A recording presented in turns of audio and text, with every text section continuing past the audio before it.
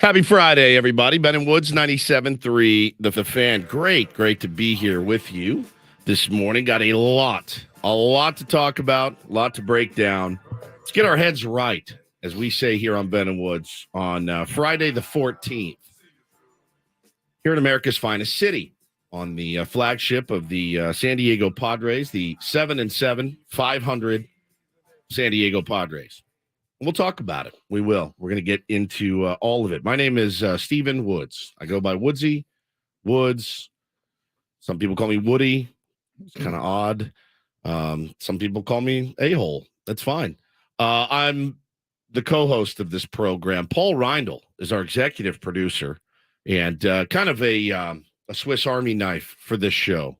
And books the guests, puts the rundown together, handles the YouTube, handles the merch. Couldn't do it without our beloved Paulie Reindl. Good morning, Paulie. Good morning. And what a nice text that I woke up to this morning at 4:22 in the a.m. I woke up, I looked at my phone. I think I saw it at 4:04. You beat me, yeah. I go, oh, thank God. Yeah, I got a text this morning from a gentleman named Benjamin R. Higgins, and he is your friendly neighborhood sports anchor. And that MFer is sitting right here to my left. Let's go! Good morning. I got to tell you, you saved my bacon this morning. You really did. And wouldn't have been the first show we've ever done without you. We have, a litany of guests and topics and a game to break down. We would have been fine.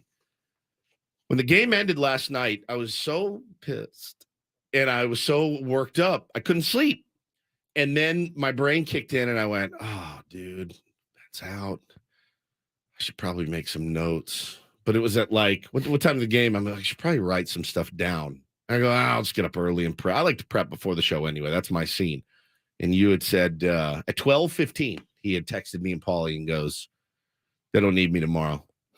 We actually done. We had a quick trial. Brandon Dixon was charged with base running negligence. We no, he's him not guilty. Found him not guilty. Yeah, not guilty. Felt like it was just a wrong time, wrong place sort of thing. And okay, so questions.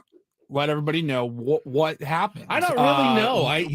What time did you find out? Because we, like you said, we got the text at 12:15 in the morning. I got like 3 hours. I was pepping myself up in bed. I've been postponing this jury duty since late last year. I keep calling, pushing it back. They keep sending me new notices. And I keep looking at the notices and they keep saying show up at 7:45. So I was looking at it the other day, so it's 7:45. But I realized I was looking at one of the older notices and then I looked at the current one and it goes, oh, just call after 5:00 the night before. Yep. So I got home from work last night and I called the number and they said, yeah, we are not in need of jurors tomorrow. You do not have to come in. So here I am. I don't know whether I'm on standby or what the deal is, but for now I am good to go. It was like, it was like somebody answered my prayers, right? I just really was like, I can do this tomorrow. It's going to be fine. I'm not going to be at my best, but now you have lifted my spirits. And that's why we always bust your balls when you go on vacation or when you miss a day, because it's not because we're mad at you. It's because we like when we're all together and when we're all here. It's like I can play guitar and sing. I'd rather just sing, though. I can do both if I have the guitar player here, or conversely, vice versa. We're a better band when everybody's here, and I was just so happy. I need you guys to let's put on our honest. But just be warned, I may just be the guy in the band who goes in the back and just plays the tambo, because I didn't really prepare, thinking I wasn't going to be on this. But I watched the game. I guess that's pretty much the preparation I did. But fine. Other than that, I'm just a body here, warm body. And I was. It's weird, the art of preparation for a morning show, because oftentimes just scrolling Twitter for 7 hours like I did last night, that's enough. I got the Javi Baez news. I got the John Smoltz news. I'm ready to drag that dude through the mud today. There's plenty going on. And I got no idea what you're talking about. Exactly, which is fantastic. I love this. It's great. I need you guys to put your honest caps on. All right. So we are, in fact, in the trust tree of Ben and Woods. We had such a great discussion yesterday in the 8:00 hour about burritos. And I made the revelation that I tried a California burrito when I moved here, and the fries were mealy and frozen and disgusting, and I never went back. I just said, okay, I tried one, tasted like ass. I'm not going to do it again. And I've been getting other things for the last 13 years. I got dragged a little. I was at DMs yesterday. A lot of people agreed with you. From native San Diegans going, bro, you're absolutely right. Yeah, I saw that. They're trash. So it's split. Our audience is split. That said, I maintain that those people are in the same boat. They had a bad California burrito, which is fine. Which exists. Which is fine. Like any other food product, you get bad versions of something. But that's not what I need you guys to be honest about. We talked about food for the goods like an hour at least.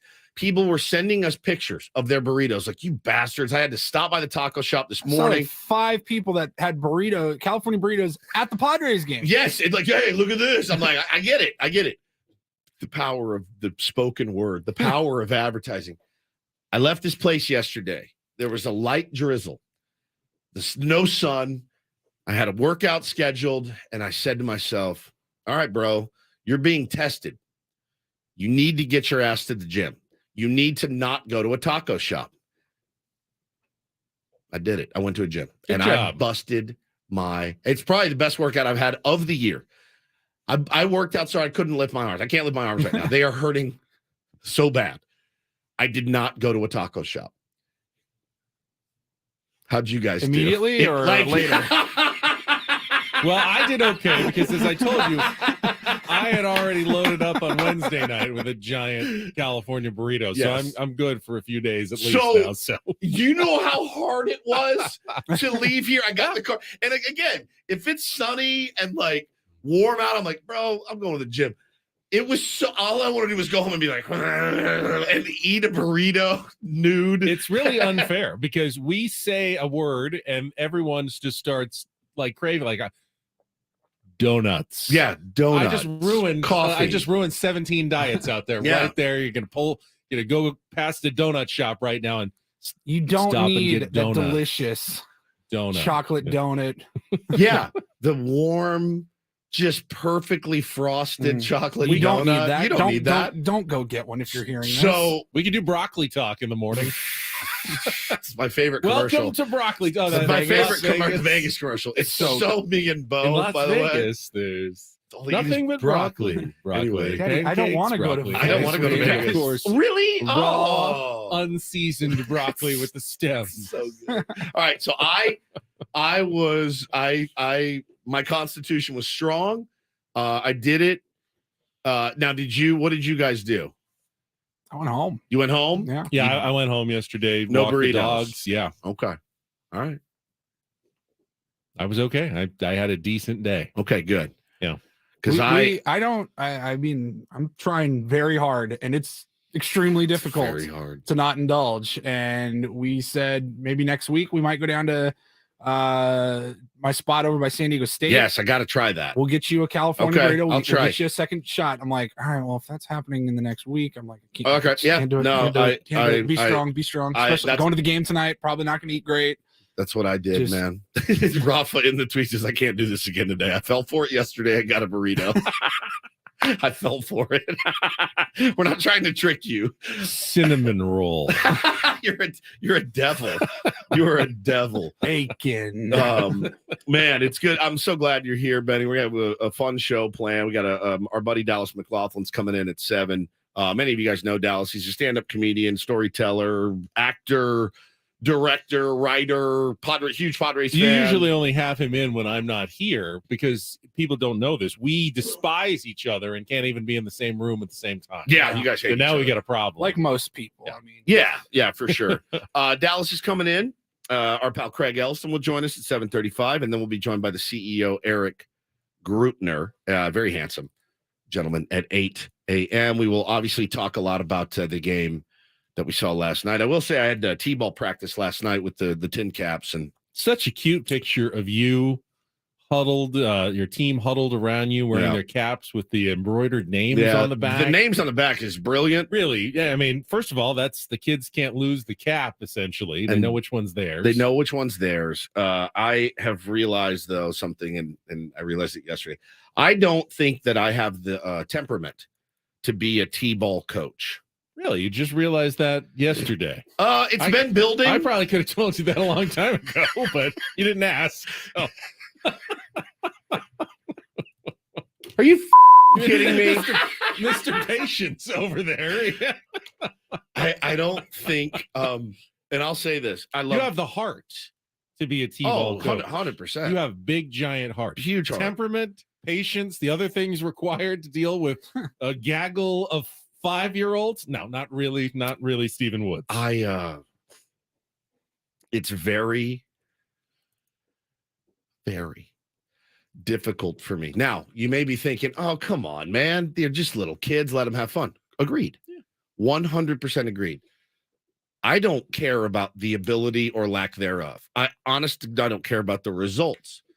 The hardest thing for me, the chaos, is all right, guys, come in here. Come here real quick before we get started. This is what I want. And one of them's looking at me. I like blueberries. I'm like, I don't care that you like blueberries. Hey, and then you, hey, coach. And I'm like, all right, guys. Hey, listen. My name's Billy. I'm like, when coach is talking, we eyes up here. Come on, guys, eyes up here. You know, do you been to the beach before? Yep, I have been to the beach before. And so that's the issue of them like looking at me and I'm talking and they're like looking through me. And I'm like, all right, guys, this is what we're going to work on, et cetera, et cetera. It's just so it's so difficult. It's so difficult to do. It's so difficult to do and to manage. And well, they're such good kids. You get it at T-ball practice and then you go home and, you get it at home too. So I understand. I want to go to the desert. Yeah, I want to go to the desert. You're at third base, Taylor. Third base. It's so difficult to wrangle these little turds, man. But I love them and they're all they all like they listen when they're learning, like, hey, this is how you hit or whatever, and this is how you throw, and they listen and they try. But man, those trying to wrangle them all together is such. I'm not cut out for it. And Hannah's like, you're such a good coach. She was like very moved yesterday, and I go, babe, this is torture. This is torture for me right now. It's not the ability. It's not what I'm talking about. It is God, here we go. Jesus Christ. It's so hard because I'm like, hey, all right, let's go. Listen up. And they don't listen, man. They're like 5 years old. They don't listen at all. So we did that. We actually at Tin Caps T-ball practice, we actually caught more barrels than the Padres have in like the last week. So that's pretty good. Yeah, it's I mean, I'm not ready to hit the panic button at 7-7. Bro, I don't give a what you heard. This is what Woods is going to sound like if the Padres are still 500 in a month from now, though. You will be completely impatient with this baseball team. You're okay right now, correct? No, even now you're kind of. I'm all right. It's a long season. No, we'll talk about the game coming up. Our Padres wrap up. I see on the comments here on our YouTube stream, Ben, I hate you. I want a Cinnabon. Yeah. Oh, yeah. It's that easy. Hey, quick, before we go to break, shout out to our guy Parker, turns 9 years old today. He's listening in the car. It's our buddy Derek's son. Parker. Happy birthday, Parker. Happy birthday. Shout out Parker. Shout out SD. Shout out to all the homies out there listening. What sort of birthday treats are you going to want? Brownies, ooey gooey, cinnamon rolls, cake, donut, ice cream. You're killing me because I have a banana. I'll do that. Yeah. So wrap us up, Benny. Glad you're here. Daily Diddy Slay. I guess it's actually my turn since I'm here. It is your turn. It's your turn. Never mind. All right, it's Paulie's turn for the Daily Ditty. Wrap up the week of unlikely musical collaborations. Do I have an Paul's theme? So he gets to bookend the week, which is cool. And then we'll get into some Padres talk. Our Padres wrap up at the bottom of the hour. Glad to have everybody with us, and I'm glad to be here, actually. So glad to have you. You called it a vacation. This is much better than sitting in some jury lounge for hours on end. No question. On San Diego's #1 sports station. Let's get our first check of traffic here on 97.3 The Fan.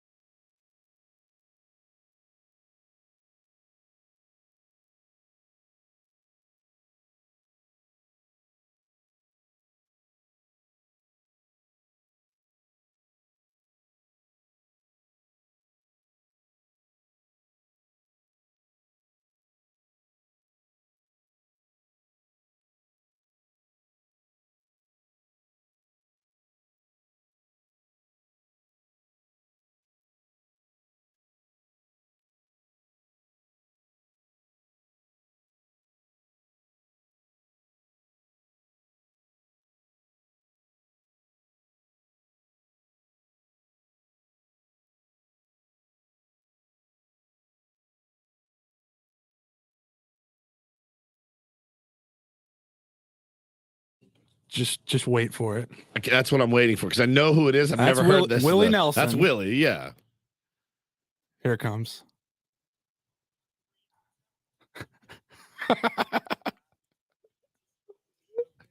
That's phenomenal. Phenomenal. I've never heard him sing. Willie Nelson and Snoop Dogg. Fantastic. Roll me up and smoke me when I die. Wow. What a banger. I'm gonna download that later. I love it. Willie. It's also Chris Christopherson is in this. He's in there too? He's coming up, I think. Yeah. Man. I heard this last night for the first time. I go, yeah, sometimes things just fall into your lap. Good God. That is an unlikely combo. I mean, they love marijuana. Those two love marijuana cigarettes. And maybe it's not that unlikely. That's actually very, very, very You need something likely. to bond over. Yeah. I mean, Snoop's good with the weird. I mean, Martha Stewart. Yeah, and he's- Snoop. You put him with anybody. Willie and Snoop. Yeah, that's really good. Padres social hour and Snoop. I mean, he does things with just about anyone. Moreno in the chat said Willie cut an entire reggae album. I mean, I need to hear this. Snoop Dogg is he's a character, man. He's a character. Can you imagine if you went back damn near 30 years now, like early to mid 90s, like, hey, in 30 years, this guy's going to be doing everything. He's going to be Commercials, America's sweetheart. It's yeah. like, I have to hear Willie doing. I've heard Steven Seagal do reggae, and it's the worst song. Can It's Snoop do a collaboration with Steven Seagal? That would No, be no, Willie interesting. I know did Willie has done reggae. reggae, but Countryman. It's called. All right, I'll be listening to that. Thank you for the suggestion, Moreno. That's a really good. I like that song a lot, Paulie. It was really, really good. Those two people always talk about like who they would want to do that with, and I think those would be the two last people on earth that I would want to partake with, because I couldn't hang. couldn't keep up. No, Yeah. no. There's no question. They've built a bit of a tolerance, I would think, over the years, both of them. Yes. Snoop, remember when Paulie did that story? He's got a guy, he pays like 75 grand a year to just roll his blunts. Snoop, yeah. Yeah. Okay, that's not Willie. No, That's if it is, If then it I is, am that's really, really impressed good. with Yes. Willie. Let me skip around.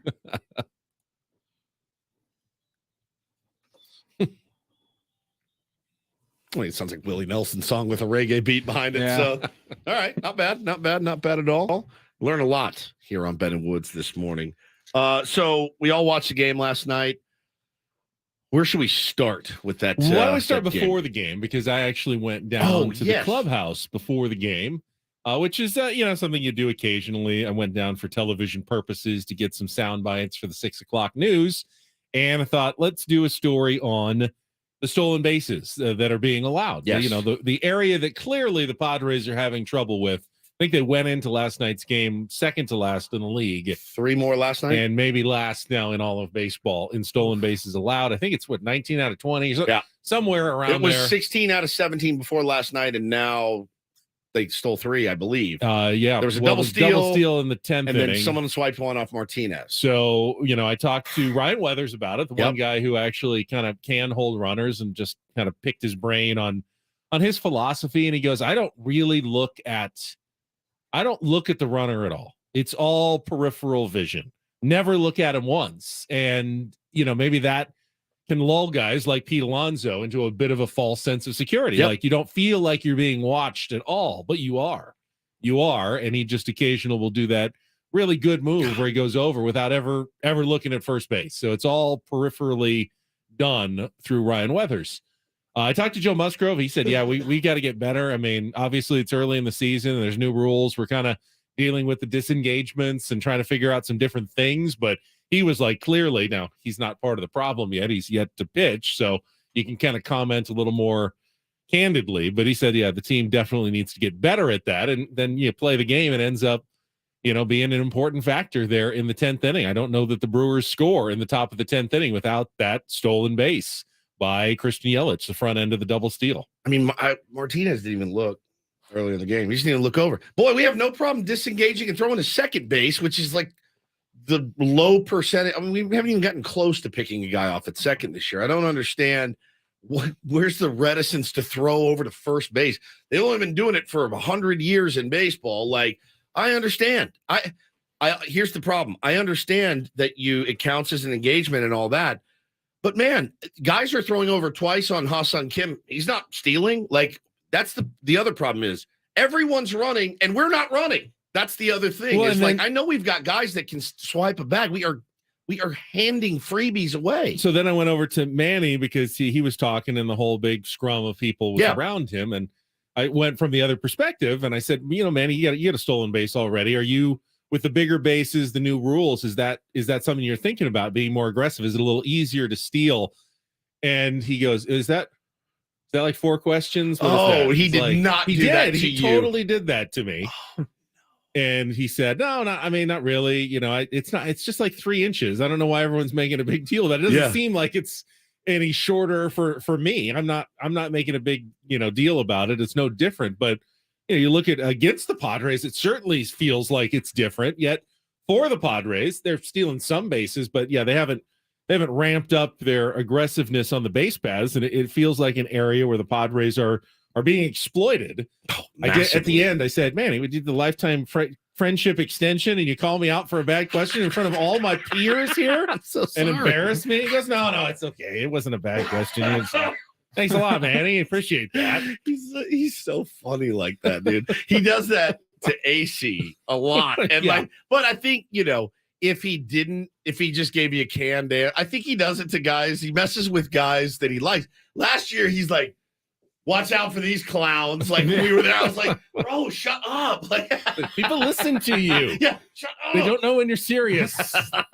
Like AJ Preller. We have no idea when he's being serious and when he's joking with us. Zero idea. 100%. Zero idea. But all right. Yeah, well, let's get into we'll do Padres wrap up next, obviously, and talk a little bit more. Let's get some detail about last night's game. There's a lot about last night's game. There's some good moments too, man. Really. Trey Grisham's home run was about to be one of the early highlights of the season. Manny's pulled that game out. So there's a lot of positives, but man, I'm pretty pissed off we lost. You got to win that game last night. You got to win that game. That's one you got to have. And Bob Melvin said the same thing after the game too. So. Series openers have been a bit of a struggle for the Padres so far this season as well. So we'll talk about all of it coming up. Our Padres wrap up all of Jesse's calls last night with Ben and Woods on San Diego's #1 sports station, 97.3 The Fan.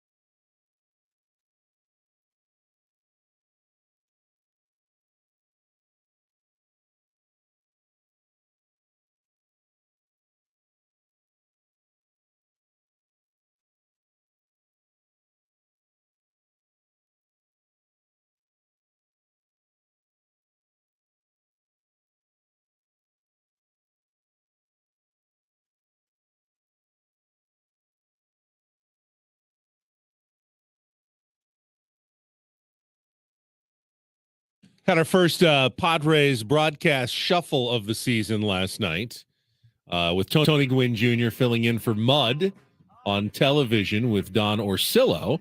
And then I believe Bob was in with Jesse Agler here on 97.3 The Fan. That meant Annie Heilbrunn, who I got to see before the game last night, was doing the sideline, the dugout reporting for the Padres. Great to see Annie It's back. great to have such a deep stable of broadcasters. Very much so. Very much so. Extremely blessed. I woke up to not only your beautiful text to say that you were coming in this morning, which just, I can't tell you how much it made my Friday. That somebody called in the post-game show and was ripping on Jesse Agler. And I mean, I'm here to say, like, I love peace and love, but I'll kick you in your shin, dude. So we don't ban a ton of people from this show. What were they but- ripping on Jesse Agler Like, about? you're not only banned from the, like, you're banned from the station. Is this the same guy who wanted the bunt on the other I day? don't know. Ripping I on haven't heard Jesse? it. My goodness gracious. But apparently Sammy shut him down immediately. I mean, because, bro, That's Okay. my pre and post game host. this is okay. And I don't know who this person is. So yesterday, after the gym, went to get some food, some healthy food, and I put on the Rays game because they were down to the Sox yesterday. They're going for that record, and I put it on MLB TV. Who's a younger, more exciting team than the Tampa Bay Rays? You can argue, there's a couple arguments. I listened to the radio call. Guy sounded like he's 97 years old. I don't know who it is. He's probably some legend, and I'm offending somebody right Don't now. be ageist. There can be older broadcasters who still can have enthusiasm and excitement. I don't think I'm ageist. I think what I am is I'm boring. What would I say? Like, I want something. You need to have somebody exciting or like excited about this amazing young team. He's, again, probably a legend. I'm going to get my ass chewed for this. It is what it is. I turn on the broadcast and go, and again, it just triggers in my head. We are way, way, way lucky. It's not like, man, our TV guys suck, but at least we've got Jesse, or man, our TV guys rule, but the radio guys are everybody's fantastic. And even the fill-ins are great. Like we're just so lucky. And go watch I challenge you to go watch another broadcast. And like, go watch a Cubs broadcast. Shambi's good on the radio. But you go watch another broadcast, you're like, oh my God, thank you. Guy was terrible. I mean, so boring. Gaps. On the radio. Gaps. Just horrid. Stuff. We even had a Final Four coach in Anyway, the broadcast It was booth TV.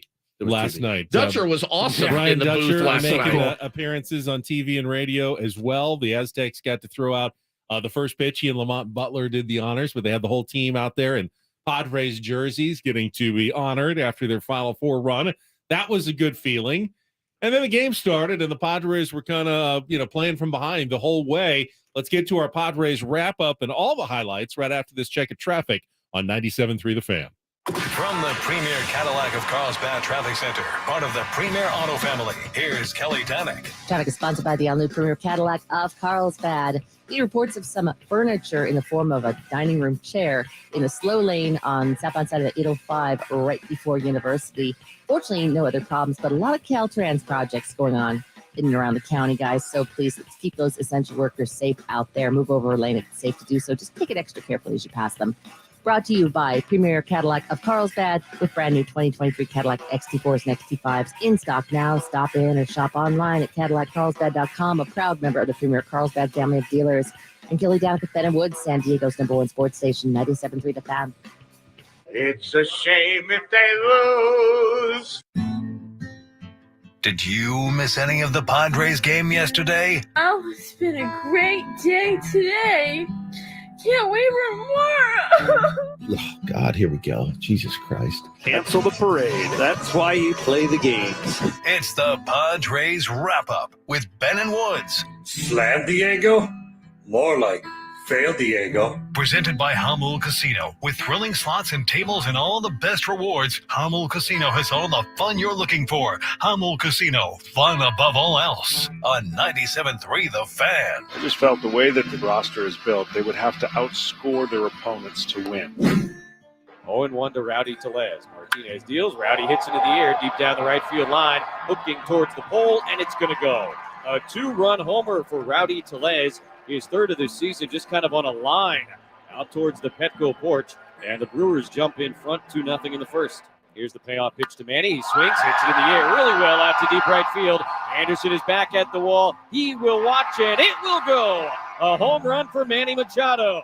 His first of the year in the 14th game of the season. A long at bat against Colin Ray. And it ends with the Padres' first run of the night. Here's the 0-1. Brasso swings, hits it in the air, straightaway center deep. Grisham, full speed ahead, back to the wall, gets there, and it's going to go. A home run just over the fence in straightaway, and I mean straightaway center field. Second home run of the season for Brasso, and the Brewers able to add to their lead now 3-1 here in the fifth. Here's the 1-1 pitch, and Grisham swings, hits one in the air to deep right field. Reamer's going back. He's on the warning track. He will leap, and it will go. A home run! Trent Grisham has tied it up against his old team, and it's 3-3 in the bottom of the eighth. 0-2 to Camposano. Here's the pitch, and a swing and a miss, strike three. The ball game is over. Got him with a slider to finish it, and the Padres cannot score in the 10th inning as Milwaukee wins game one of this four-game series by a final of 4-3. Tough loss is how it was. I mean, we got the momentum on our side with the homer.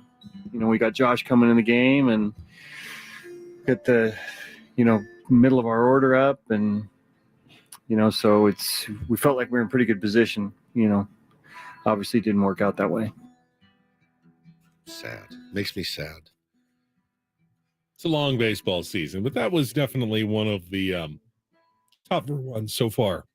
You don't have to cry. It's okay. Yeah, I mean, you're getting choked up. Yeah, a little bit. It's a long season, it's emotional. Are you guys? This might be just a me thing, but I'm more stressed watching this team than I've ever been before because of the expectations. I actually said to myself last night, I was sitting at the table and I go, hey, man, remember a couple things. It's a long season, and to have fun. This is really fun. You begged and pleaded and stomped your feet to get this back. You asked for this. You wanted this.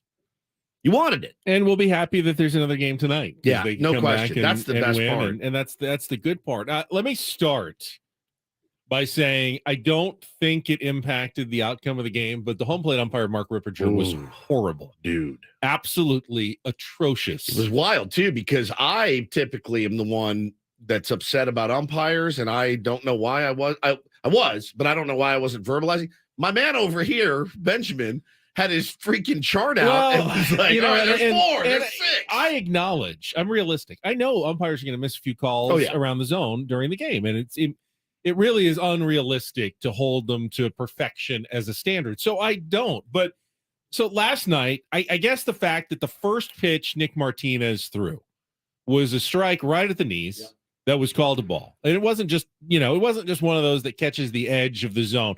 It was clearly a strike at the knees that was called a ball. And I thought, oh, okay, well, so he ends up walking that guy on a full count, who ends up scoring, on the home run by Tellez. Now that was, you can say that was a mistake. I mean, that pitch was bad. It was a curveball right into the left-handed wheelhouse zone, but a solo shot's different than a two-run shot early in the game. And you could say that, Christian Yelich didn't deserve to really be on first base. So that got me just kind of watching a little bit. It's like, all right, that happens. It's first pitch of a game, whatever. But then for the first couple innings, they kept, Nick Martinez kept throwing fastballs at the knees, changeups at the knees that were lighting up the zone, and they kept getting called balls. And I go, all right, well, if you call it both ways, that's fine. But then Colin Ray would throw one that was an inch or two lower than the ones that Nick Martinez wasn't getting, and he was getting them for strikes, and that made me kind of lose my mind. Colin Ray, you mean Roger Clemens Jr. out there on the mound? So it's what's really weird, and maybe you guys do this too. I'll watch one game, Ben, and I'll watch it like you did. Hypercritical of the umpires, hypercritical of everything around the game other than the lack of execution by my favorite team. Then there's games like last night where I'm going, all right, fine, enough. Like, you're not getting calls. Make an adjustment. Figure it out. Then I get squirrely against our guy. Like, I really go back and forth with how I view a game sometimes, because last night was I'm fed up night. Like, I think what set me off was the Drew Pomeranz news. I think that filtered into my brain.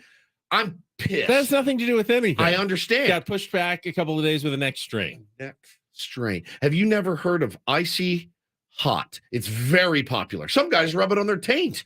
And go out and battle for 9 I innings. get it, but when you're going on a rehab start, I the get last it. thing you want I know is something this. that's going to mess a little bit with your mechanics. It's better to wait a couple of days. I know this. Not I a know big all deal. of this. I read that news and I went, Here we go. here we go.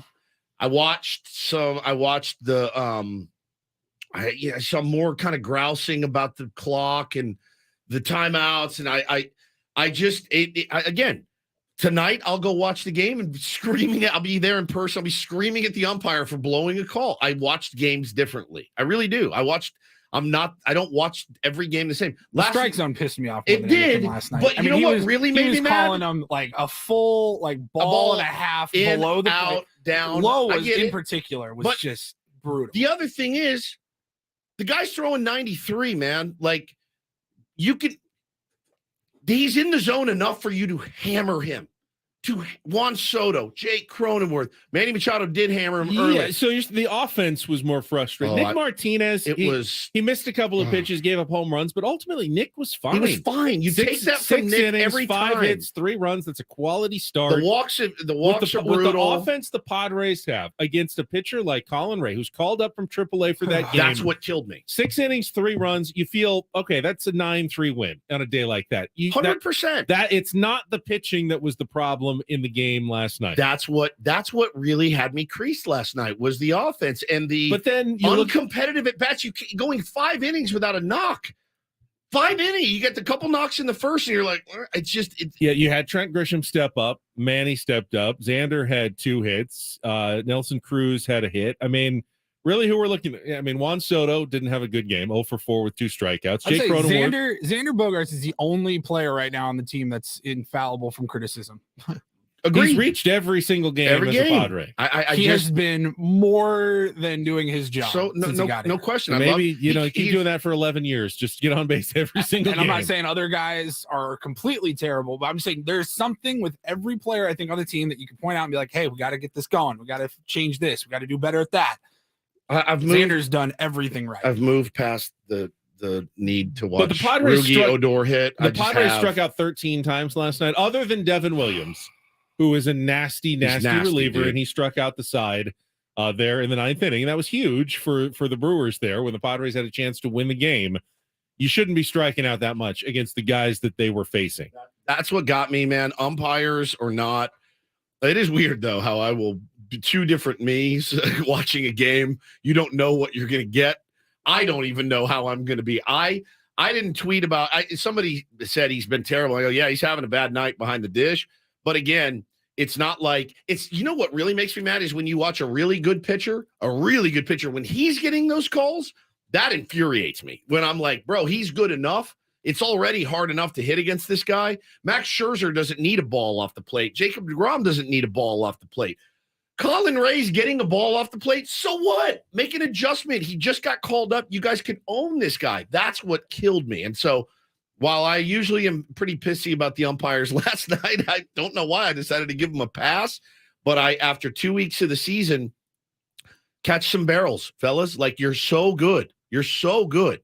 Catch some barrels. And there's no better time to do it than off a guy like Colin Ray. There's just not. So it's weird. Ben was the one on the umps, and I was the one on the Padres last night. I really was. So listen, but like you said, you flush it, you move on. There's nothing you can do about it now.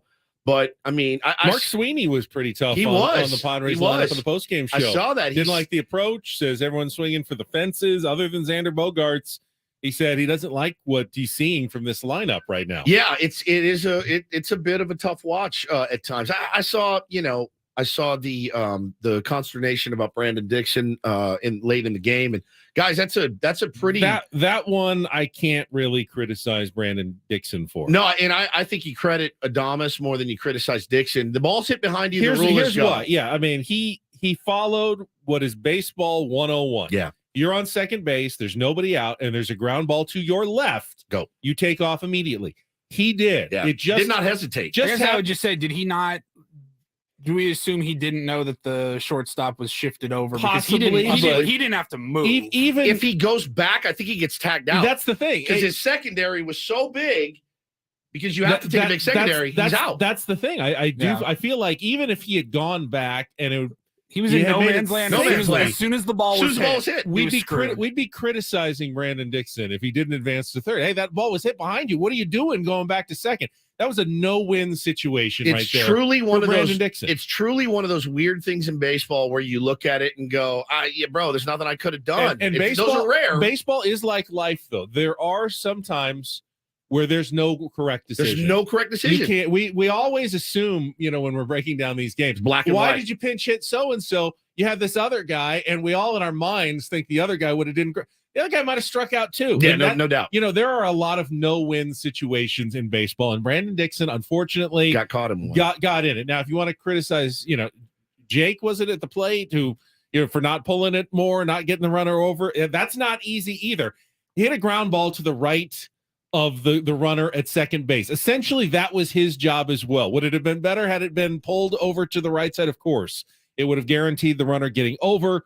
Padres would have had a much better chance to tie that game. But I can't sit here and criticize Brandon Dixon for getting thrown out at third when he made the correct fundamental play and decision while he was on the field. Yeah, and I saw, I have the Bob Melvin haters that come into my DMs after last night when they didn't challenge. And hey, believe me, the first replay I saw, I went, oh, you got to challenge that.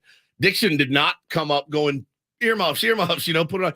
I'm assuming Christensen looked at that. It looked like he was safe at first glance. I mean, the ball beat him by 15 feet. It was amazing he made it that close. But then on second look, he got him. He was pretty clearly out. And I'm sure they knew that because you had a challenge to use. Why not use it? But I think Bob's lost a couple challenges recently. I thought in the extra innings the umpires have. Is it umpires? They tweak them every year a little bit, and I thought in extra innings the umpires have to initiate the challenges. But even then, what are the chances when the ball beats you by 8 feet? Yeah, even if you are, that's safe, not what replay was replay. invented for. Was the play where you're out by a mile, and then by 17 replays, like, did he actually get the tag on his leg right before, or did he get a fingertip onto the base? He's out. You get thrown out by 8 feet, you're out. No one made any incorrect plays. So I'm not going to sit here and criticize Brandon Dixon. That was not his fault in the 10th inning. No, I didn't think so. I wanted that I wanted that AB for Campy so bad too. There's a lot of discourse right now about the catching position. And again, all the bags last night, 100% of them, all on the pitchers. Every single one. Martinez did not even look over when they swiped that bag on him early in the game. And Luis Garcia, he may be number one, the worst maybe on the squad at holding runners. So yeah, it's just such a bad combo for this team, and they got to get it figured out. I don't know what you do, but it's not my job to know what you do. All right, our friend Dallas McLaughlin coming in studio here in our next hour. We'll continue the Padres talk. Craig Elston will make his Friday appearance as well. It is all coming up with Ben Woods on a Friday on San Diego's #1 sports station, 97.3 The Fan.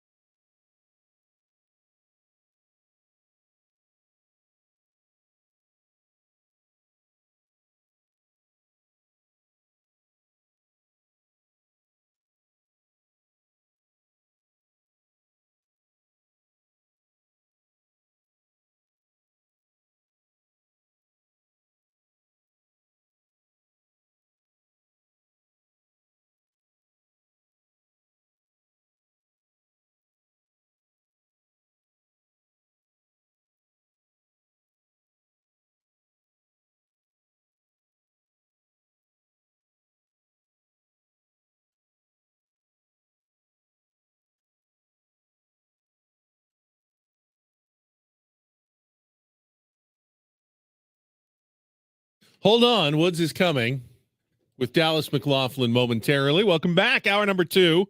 Ben and Woods. It is Friday morning. And yes, I am here. Surprising many people. Just, including myself. My Everybody. God. Supposed So to be happy to at, get that at jury text. duty, but yeah, I got excused. That's the handsome devil. Apparently, the judge is a fan of the show and didn't want to miss any Ben and Woods this morning and said, please go sit in with Woods for 4 hours. A judge probably only listens because of you. So. He is like, if Woods is in there, they're going to be talking about music, and I hear they're having a comedian on. So I need my sports. That's what I need. Which one, Paulie? This one? You got it. He's going to be on right there. Oh, look at you. Comedian. Comedian. Well, I should wait and see if he's in the waiting room. Let me say it is exceptional to see you this morning, Dallas. Still knows his lines. Still knows his lines. What a pro. That was, if What a anyone pro. remembers my laundry sauce commercial from Amazing. About a year ago. Yes, Dallas was the director was of like said a year. enterprise. Yeah, man. You know what's funny is our boss like watched the video back and he goes, that guy sounds so familiar. And I'm like, yeah, he's like on every channel on every station in San Diego, Every radio medium. and TV. Yeah, media, every medium you could It's called think of. overexposure. Yes, Yeah, that is. exactly. And he's like, I can't believe you got that guy. Like, got that guy. He will say yes to whatever you want him to do. It's so bad. Like Yeah. and I try not to take advantage of him because he is truly the nicest man in media. You worked in media before. Yeah. There's no nice people in No, media. no, there's only one in this room. There's It's Ben. literally one in this room. Yeah, That's no, it. it's crazy. Just Ben. No, you killed it. You killed that ad. It was so good. That we should replay that at some point. Ben's laundry sauce commercial for those of you that you have it right with you right now. Right now, I got it. Let me find it. Okay, Paulie's Yes. going to get it. Well, let's welcome into the program Dallas McLaughlin, longtime friend of the program, and I've known Dallas a long time. Dallas and I worked together at FM 94.9. Boy, that's changed a lot. It's about the alt. It's about the alt music. Alt it's about music. the music alt. Yes. It's about whatever it is now. Yeah, man. FM 94.9. I was talking about 94.9 the other day. We don't have to get into it. We can. It was. I miss working there when it was, like dirty, before I got when it there. was- Yeah, I know. I know. Yeah. No. When it was quote unquote about the music. I I'll get say it. this on my new album that's on Bandcamp right now. I didn't start the fire and other lies. It's all storytelling. I have a whole story about my radio career. Oh, good. I It's want to like listen a to it. 15-minute long story about how I won a contest to be on Star 100.7 as a DJ. How I failed miserably because I hate every piece of music that Star played in 2003, which is like Bare Naked Ladies and Right. Michelle Branch, the good stuff. Creed, Ben's like, damn it. the jams. jams. Sorry, Ben. And then I went to 94.9 and still failed.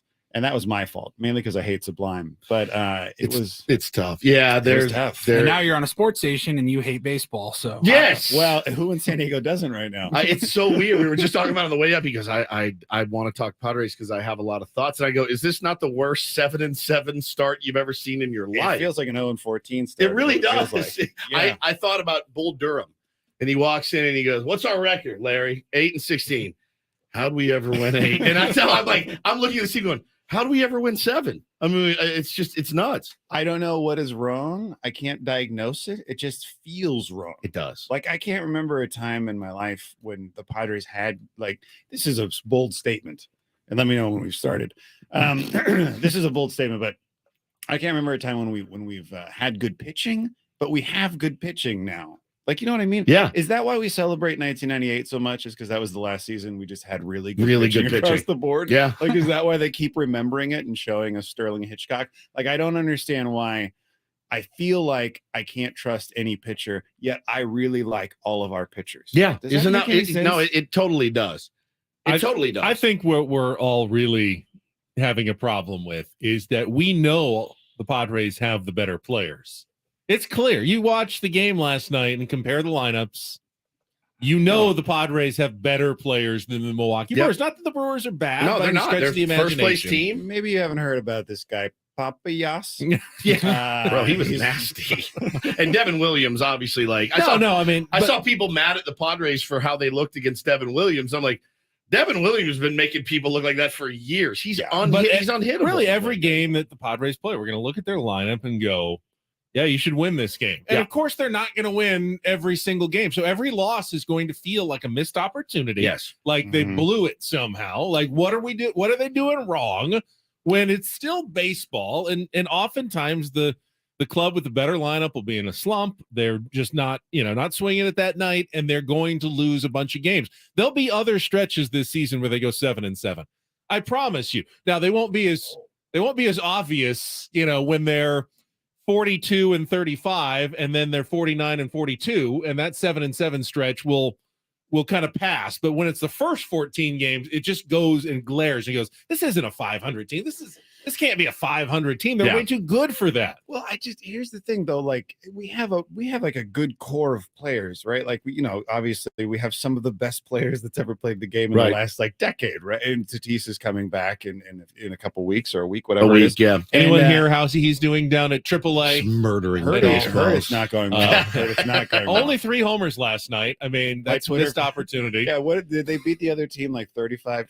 It was 19 to something last night. So I wasn't that 5 for far 6, 8 RBI, 3 home runs. Felt like kind of an off night for Fernando Tatis Jr., but whatever. I'm just glad that the ringworm was cleared up. But we all are. For me, like I look at it, I'm like, there's some clear holes on the Padres, and I feel like I'm not listen, I'm not sure what you guys are obligated to say and not say here on the We can say whatever we want. Nothing at all. There's no rules. But you can't curse. I feel That's like about there's it. a nice big, like huge hole, like a vacuum when Austin Nola comes to bat. Sure. And I'd like that to go away. Yeah, right. And I feel like the Nola experiment is the results are in. And I feel like we should move on.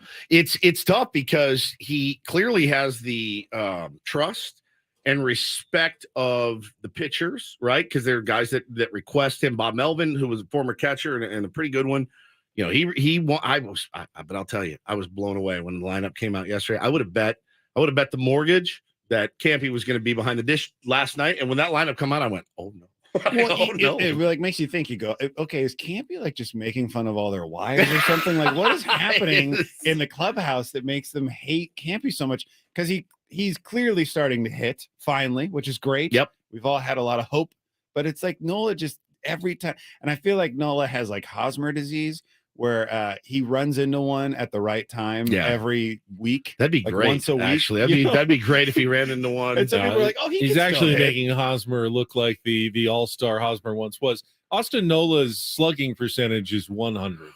Yeah, slugging percentage. Here's what's crazy. That's my slugging percentage. So at least we have that in common. No, it's tough. And it's weird when you're a fan of the team. If you have the name across your chest, I root for you. I want you to do well. Yes. And when you don't, I do get frustrated. I do get mad. I don't like to be divisive necessarily because Bob says it, and I love this point that he's made for a couple of years now. You don't win a World Series with 26 guys. You win it with about 50. You're going to need contributions from everybody. I look at that lineup, Dallas, though, and I see at the bottom, and I see Odor, who just got on the scene here about a month ago, and no one expected him to be our starting right fielder. David Dahl goes down. Things happen. You gotta move around. It's just black hole again at the bottom. And you get to the bottom of the lineup and you go, all right, we're not really as deep as I thought we were maybe right now. So one of these guys, look, Tatis fixes about 6 holes when he comes back. What I said, he really does. What I said yesterday is you can have one black hole in your lineup with a good defensive catcher that doesn't hit. When you have 2 black holes, though, now you have a lineup deficiency. You have a hole that's going to hurt you every second or third inning where you're going outs back to back. Ultimately, what fixes that? What did I say? You wait 7 days, you wait 6 days, and that fixes that problem when you go from one of your 2 black holes turns into Fernando Tatis Jr. It's going to be a different lineup. It really is. The problem is right now is we have 3 black holes is because Cronenworth has not Crony's having a rough one. It was nice to see Machado run into one last night, and I feel like he's, I'm never worried about Manny Machado. No. It just doesn't happen. He'll go through dry spells. Everybody does. Lovely to see Juan Soto show up. That's been fantastic this year. But I don't understand what's happening to Jake. I'm hoping it's just, hey, I got paid a lot of money and I'm maybe the pressure's off a little bit. And I think it's the other. I think it's I got You paid think a he's lot of got a lot money. of I'm, pressure? I'm pressing. And I'm not saying that like he's like, oh, I got paid, I'll just sit back. I'm just saying like maybe maybe he's got to kind of reconfigure what his motivation. I don't know. I like Jake Cronenworth a lot. I love him too. Think he's great. Always wanted him at first base. I'm very excited to see what to me he's like the next Eric Karros, which is a reference for nobody. In this room. If anyone wants to know, after the first after the first 20 games last season, Jake was hitting 197 with a 310 slugging Slow percentage. start guy. He goes through some slumps. I mean, ultimately in the end, I think Jake is going to end up being his plus WAR, solid player at the end of the season. But every season he's gone through slumps like this. Again, just like a 7-7 record, when it happens in the beginning and you don't have any base to build off of, and those numbers are just staring you at the face every single morning, it looks bad. But it's a small sample size, and I'm not worried about Jake either, just like I'm not worried about Manning. Manny saves so many runs with his He's so good. Jake's a great Jake glove does too. player too. Those guys, again, they're just not on my list of concerns. I want them to do well because I like them and I want them to be better. But I like Nola. That's the thing is when we traded for Nola, I was so excited. I like Nola. There's nothing, like he's great defensively. Like there's nothing not to like about Nola other than like it just seems like there's just something missing.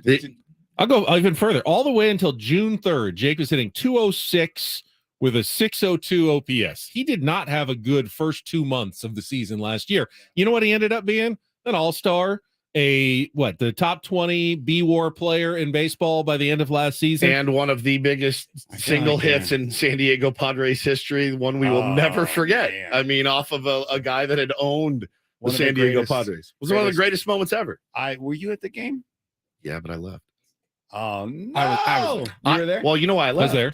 Why'd you leave? Because Traffic? No, he felt like they weren't going to. I was losing my mind. And my wife was saying, dude, stop. You're here. Like you're in public. And I go, I can't be here anymore. And we left. I got home and Ha-Seong Kim, or listening, obviously, and Ha-Seong Kim hit the double as soon as I walked in the door. And I go, I'm never going again. I'll go and then I have to leave. Same thing happened to the Aztecs. You don't want me there all the time. You're the Billy Bean of the San Diego Padres. Exactly That's what it is. I'm not running Fresno. I'm not in the gym. I'm not in the gym exercising during the game. Yeah. I'm sure you guys have talked about that game extensively. But, But yeah, that was one of the greatest nights of my life. I was 3 rows up on the first baseline. Incredible. And there was 5 innings where everybody was like, well, this was a nice time. Yeah, fun. We had a nice This run was here. fun. This was great. And then the rain, then our Shawshank moment. And I remember somebody texted me, they go, it feels dead there. And I go, it's not dead.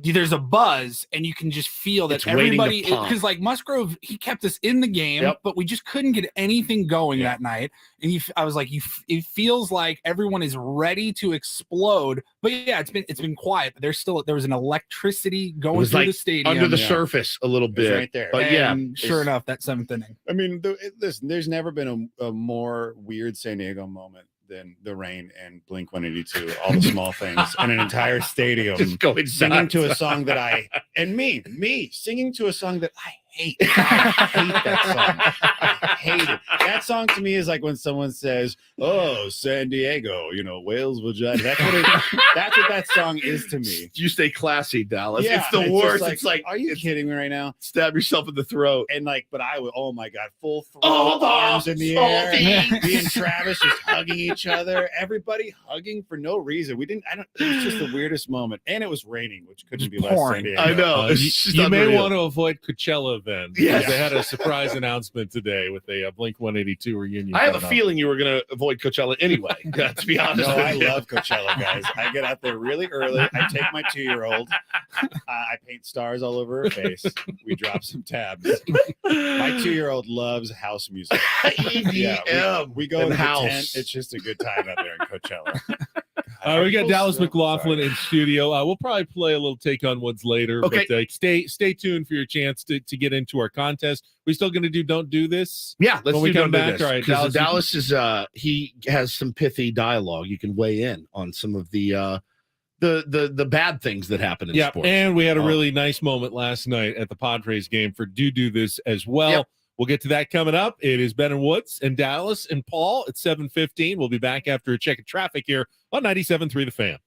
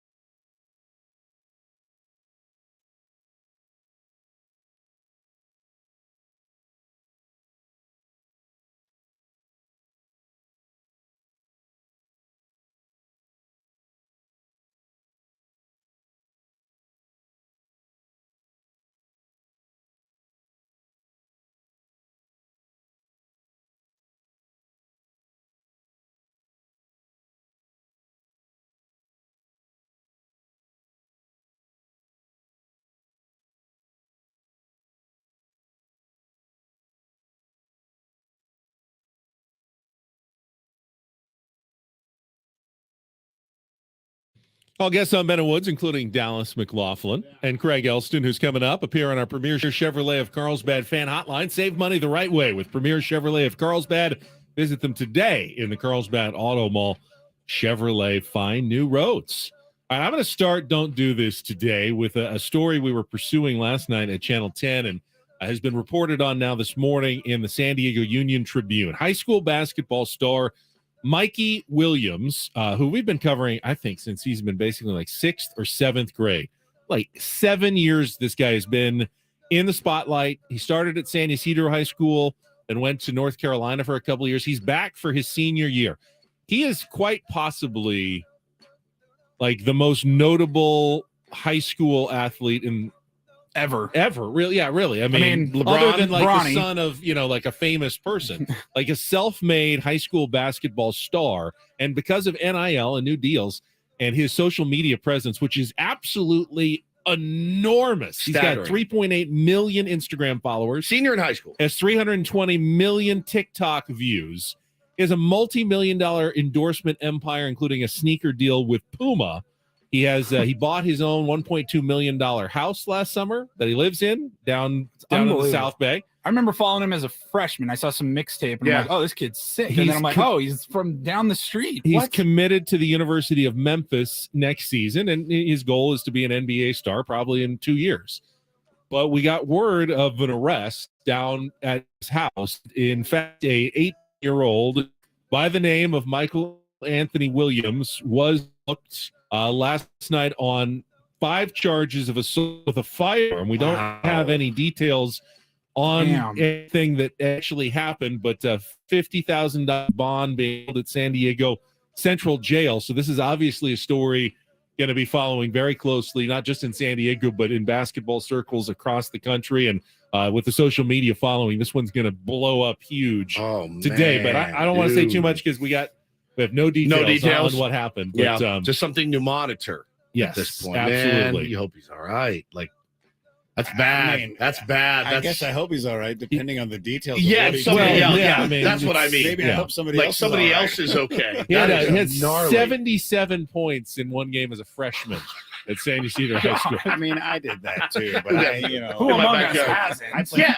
when you got the hoops that you could use a broom and lower down, Bring it down to 6 you feet. should have seen me scoring. Yeah, no. back And then. first, when I was playing my kids in the driveway in the first quarter, I scored 7 Oh, yeah. on them. Yeah, Triple right double? in their face. I will go to I will go to one of my favorite topics for Don't Do This. John Smoltz. I really liked watching John Smoltz pitch. He was a really, really good pitcher and battled through some injuries in his career.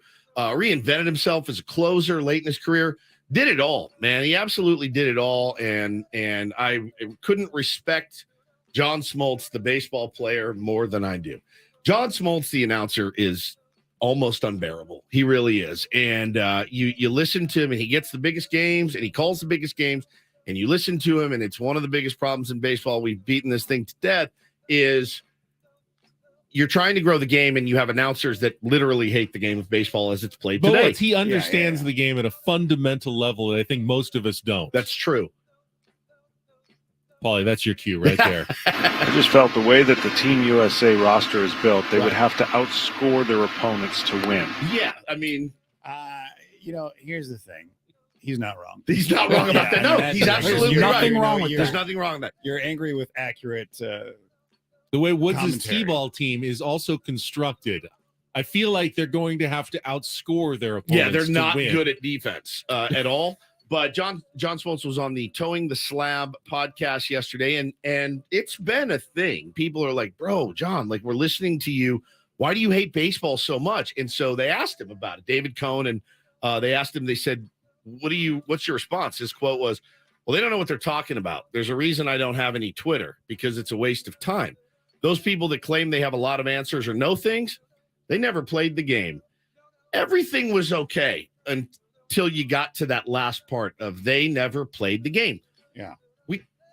I disagree. I think that whole statement is completely irrelevant to what the actual charges. No one's saying that John Smoltz doesn't understand baseball. Right. No one is saying that his experience isn't valuable. They're saying that you don't you don't project an enthusiasm that is expected of broadcasters, especially at your level, about the sport that you are covering. That and you talk down on it more than you talk it up. And here's the thing. I was thinking about it this morning because I'm watching last night Tony Gwynn Jr. on television. And you all obviously hear him here on this station. We've had him on many, many times. One of my favorite guys to talk baseball with. He was a big leaguer. Also grew up with a pretty good big leaguer himself.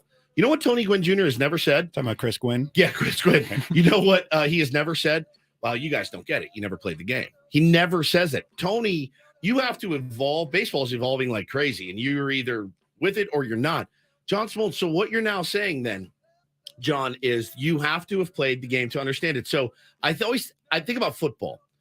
And what he does there, he basically discounts any woman that ever wants to talk about baseball, right? Because you never played the game at the highest level like John Smoltz did. I think about football. If I had a football team and I bought the Washington Commanders, you know my first phone call?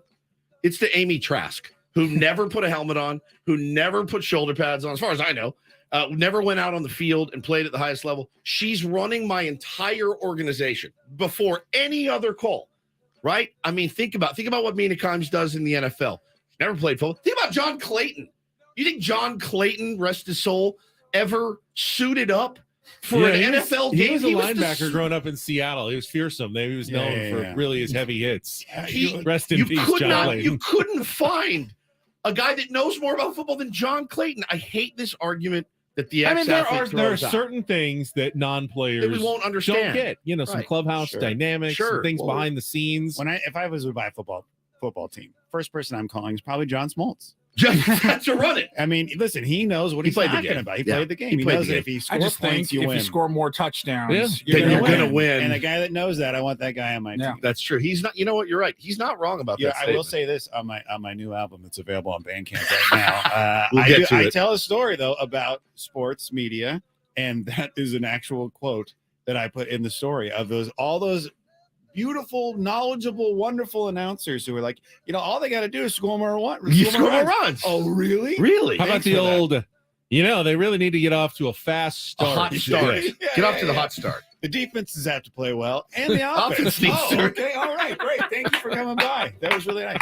Here's what I don't like about people like John Smoltz is that they clearly don't like the game right now. Like, it's clear that there's this whole, group of announcers that just hate seeing people have fun. They hate the fun. It's like, was it not fun when you played? Were you miserable the whole time? You didn't look miserable. And it doesn't really happen in a lot of other sports. No. You don't see NBA broadcasts with a player from the 60s or 70s. It's like, stupid 3-point line ruining the game. That dunk, you should have laid that up, dude. And back in my day, we were satisfied with a simple. Charles Barkley did tell all you fools to stop watching basketball. That's different. I mean, there's always going to be a Barkley. Yeah, right around a Barkley.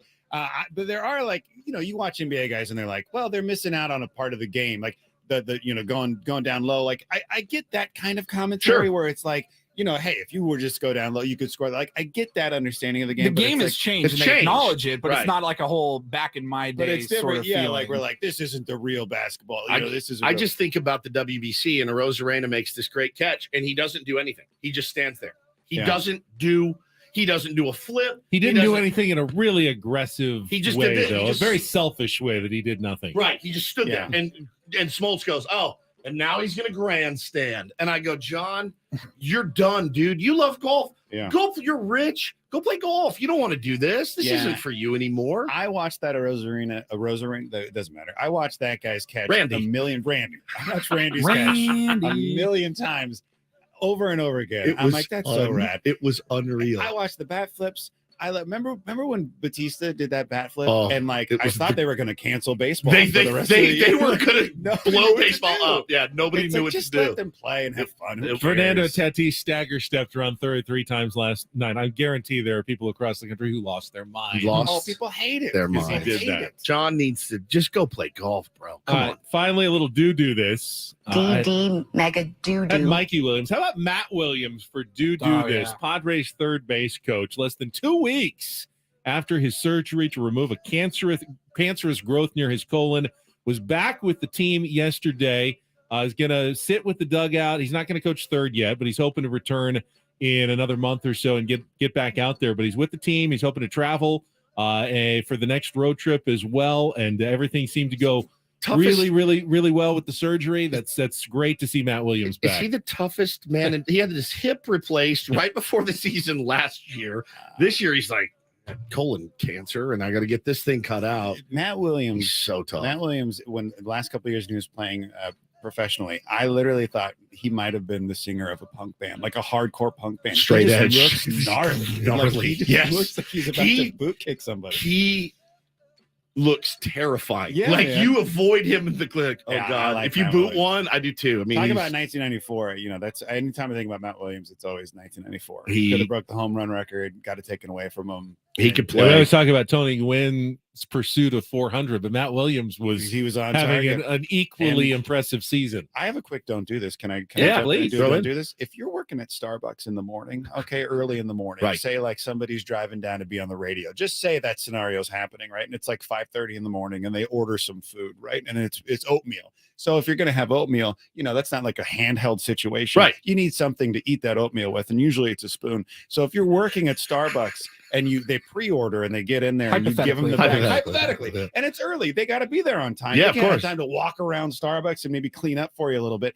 If you're there and then you go get in the car and you leave, right? You're just assuming that the Starbucks employee was on your side because it's early in the morning Right. and you're hungry and they've already made the meal for you, and then you reach in the bag and there's nothing there to eat your oatmeal with. Don't do that. Don't be that Starbucks employee. Okay, I have all to- right? I Don't have to ruin ask. somebody's entire day. How did you end up eating your oatmeal? You drank it. I didn't drink it. I didn't do anything. fingers? It's in the freaking car right Still now. did nothing. It's You didn't sitting even get there any of it. I because would've I drank it. literally had to think. And if there's traffic, I can't eat it. Like I this. can't. I'm picturing Like little like doggy. they do Little poi doggy like in bowl. Hawaii with the two fingers. I thought about it. I thought Wiping about it on his pants.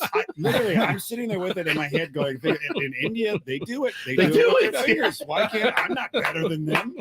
This is ridiculous." It didn't happen. I already put agave syrup in it. That would have been more Oh, messy. dude. Just give me the spoon. Just put the spoon in there. What are you going to do? It's 5:30 and put all She's the brown spoons in sugar my like the bag. rest of us, please. I'll tell you, Starbucks. That's the last pre-order I do today. That's why Don't- we only go to Bird Rock Coffee Roasters. That- Why? oh. Simply the best. That's Stop don't do, and don't do this on a Friday. That was Don't Do This with Ben and Woods on 97.3 The Fan. All right, Craig Elston checks in, crossing streams. It is playoff time for his San Diego Sockers. We'll have our weekly chat with Craig coming up next on San Diego's #1 sports station, 97.3 The Fan.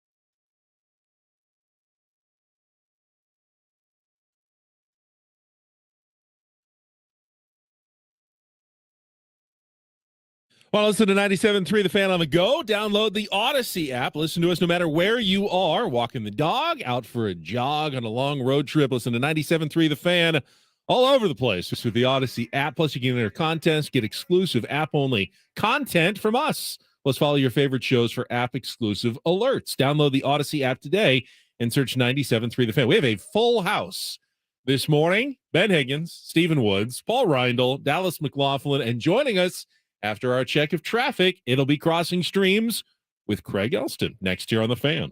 From the premier Cadillac of Carlsbad Traffic Center, part of the Premier Auto family, here's Kelly Danek. Traffic is sponsored by the San Diego County Sheriff's Department. Watch out for what looks like some chains in the slow lane on southbound 15 just before Carmel Mountain Road. And I was just telling friends the other day over Margaritas, been a while since I reported a ladder in lanes, and now we got one westbound side of the 8 right before the 5. That is in middle lanes, so just take it extra carefully there, west 8 before the 5.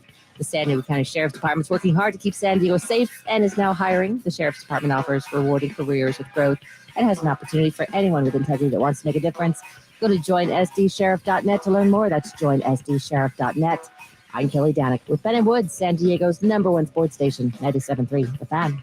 It's a fun Friday. It's a Friar Friday. Eric Rupner is going to join us coming up at 8 o'clock in our management report. But right now on the Premier Chevrolet of Carlsbad Fan Hotline, little Crossing Streams with our friend Craig Elston. Craig, good morning.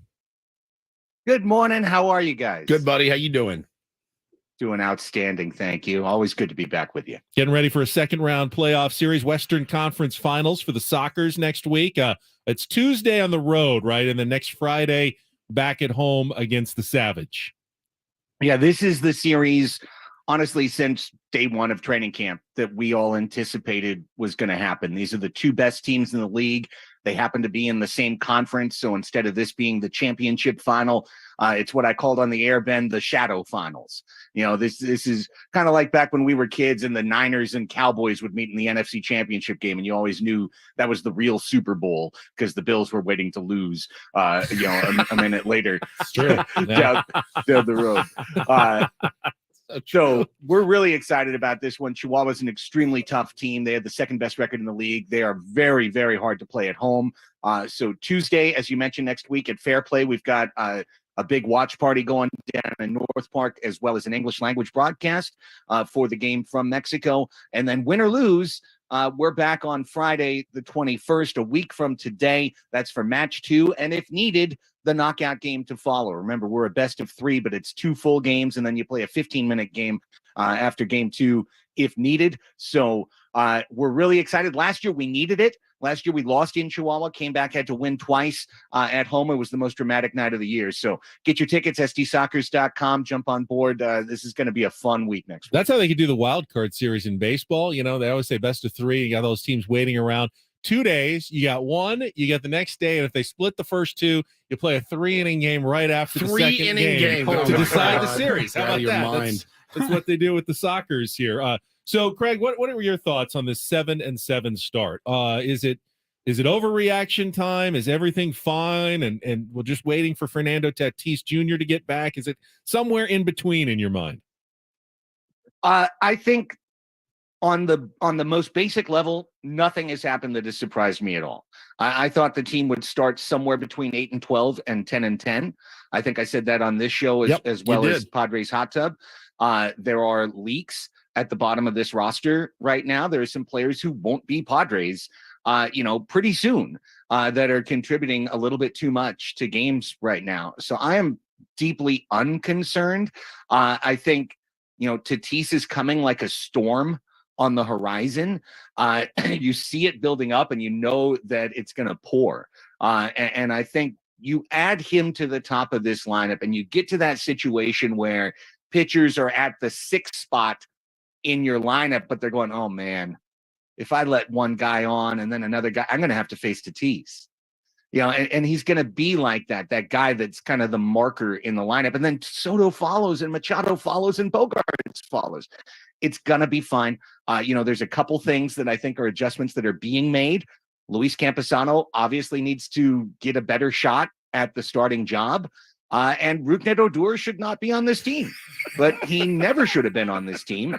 And the problem with having a veteran like him around is that you always feel the temptation to play him as he hits 100 playing out of position in right field. I'd love to see Azocar get all the starts between here and Tatis. I know that's not going to actually happen, but I think the Padres would be a better team if it did. Yeah, Dahl going down, I think hurt. It's not like he's gangbusters out there defensively, but you do get a better feeling than you do than with Rougned Odor. Certainly, the depth of every team is going to be tested with injuries and things like that. Guys are going to get nicked up, and it happens. But to see what Tatis did last night, I tweeted because the game was going poorly. And so I tweeted, so Ben's going to be out tomorrow. He's not. He's here. I said, Paulie and I will be talking about the hot new prospect for the San Diego Padres. And what I wanted to write was avoiding the big league club, as we did 5 years ago together, talking about the prospects that were coming up. I said, time is truly a flat circle. And to watch what this kid has done, he looks locked in. To get through the next 6 days is going to be damn near impossible. Quite frankly, it's going to seen enough. I've seen enough. Wrap him in a bubble. Get him ready for Thursday. Yep, night. he looks locked, and just what he's going to do, Craig, to this lineup is going to be, in my opinion, I think it's going to be staggering.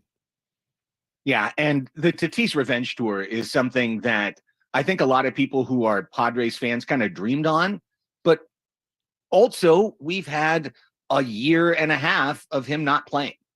So it was natural for people to go, well, will his power come back? Will his timing come back? Yep. Will anything come back? Will he be out of sorts in right field, etc.? This guy wants to play, and he wants to show everyone that he is still the potential face of baseball, that he's still potentially the best player in all of baseball. And I think it's been very easy for us to just kind of get used to him not being a part of the dynamic in San Diego, and for people to write him off at age 24.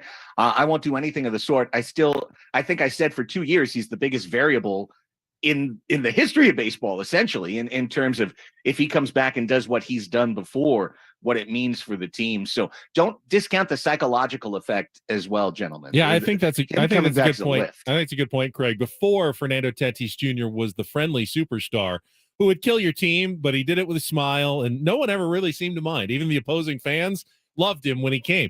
Now I think he's still going to be nice, but he also wants to stick it to everybody. 100%. We're going to see a little bit more of that from Fernando Tatis Jr. when he comes back. Yeah, absolutely. And why wouldn't you at this point in his career? He's got a lot to get back on his plate, that he took off of his own doing.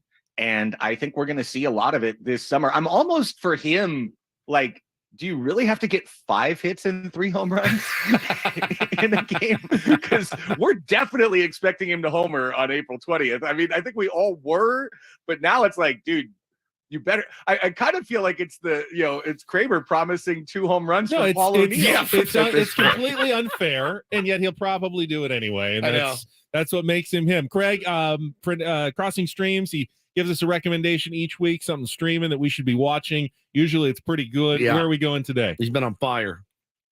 All right, I've got a really good one for you guys today. And just as a reminder, Crossing Streams podcast, you can subscribe to it in your iPhone, wherever you get your podcasts. We're doing week-by-week coverage of Succession. These are always our biggest episodes of the year, most listened to episodes of the year. And of course, we're coming off one of the biggest episodes of Succession in the show's history. So check that out, the Crossing Streams TV feed.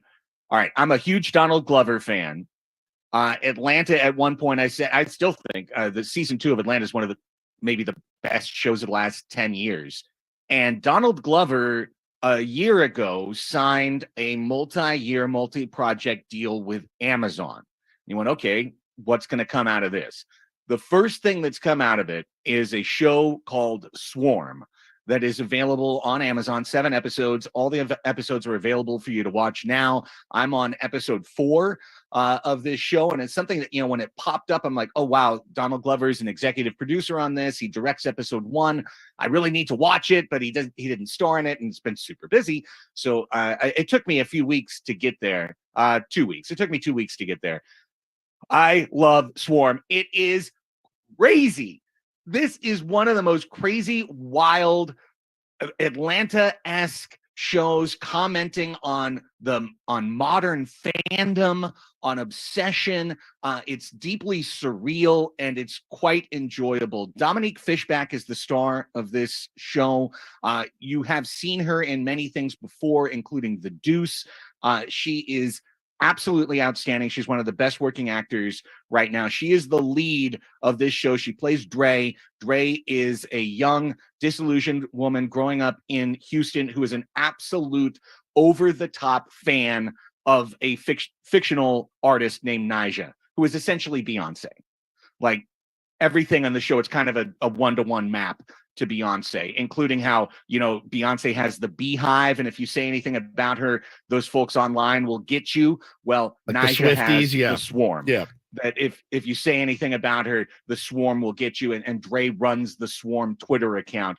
I don't want to even give away too much about this show. It's a look at modern obsession with celebrity. It is very violent at times. It is very funny at times, including some of the darkest humor that I've seen in a while. This is one of those shows, some people are going to pick it up and put it down and not be into it. Other people are going to dive all the way in. I am all the way in on Swarm, likely to be one of my favorite shows of this year. Greg, appreciate it as always. By the way, just for something for your radar, Shelley, if you like dark comedy, she binged something called Beef on Netflix last night and said it was fantastic. So adult films? No, it is not an adult film. No, But not that good. she wanted to put it on your radar because she thought you'd like it. So that's absolutely. That's right. on the list, and It's on the maybe list. I'll talk about it next week. We'll see. Thanks, Greg. Thanks, buddy. All right, guys. Have a good Greg one. Elston on our Premier Chevrolet of Carlsbad fan hotline. Save money the right way with Premier Chevrolet of Carlsbad. Visit them today in the Carlsbad Auto Mall. Chevrolet, find new roads. So our pal Dallas McLaughlin is here. Can you hang for a while, or do you have somewhere you have to be? Oh, I was muted. Yeah. Wow. I guess I can't hang. Maybe I was already kicked out of the You show. got bumped. I can hang for a little bit. All right, good. Because sure. we got Padres CEO Eric Krupner coming on, but you've got a new album out and it's storytelling. And I wanted to ask you about that because you've done stand-up comedy. Yep. And we were talking, off the air. Was that a kind of a conscious decision? Being in stand-up right now, it's like walking a tightrope. You don't want to piss people off. You want people to come to your shows and like you, but yet you also want to be yourself and try to be funny. And it's really hard to do sometimes. It's not an easy situation for a lot of people out there. And I mean, you have to kind of understand that also Twitter is like 1% of the nation. But people get really, really upset at everything that's said by any comedian. And for me as a comedian, like there's a Mark Maron, who a lot of people know who Mark Maron is.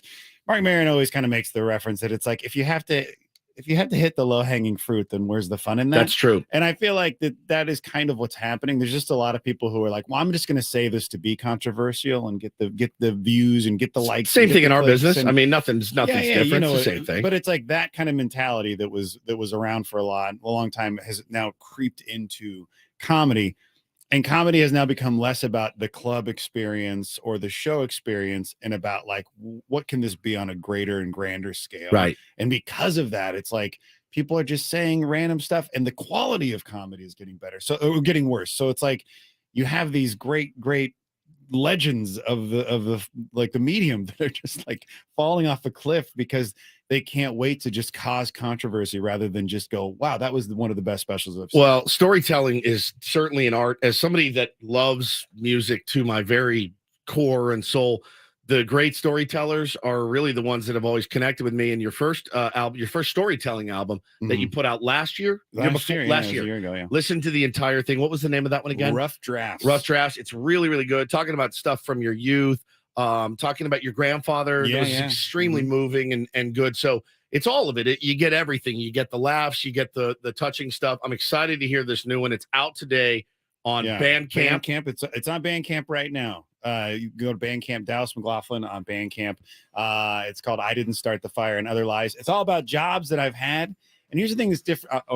I hear bed music. You know what? You can't do that to me. You That's your Oscars music. Let's go. Let's go. That's an Odyssey mandate. I have ADHD, man. I'm talking, and then I hear something behind me. I'm going to have to duck under the table in a minute. Just stay with us. Stay with, you don't have to go anywhere. 8, 7, What is it? 6. What is Air Five. Group, Go no ahead. Friar 3, Friday Management Report. 2, Next on 1. 97.3 The Fan.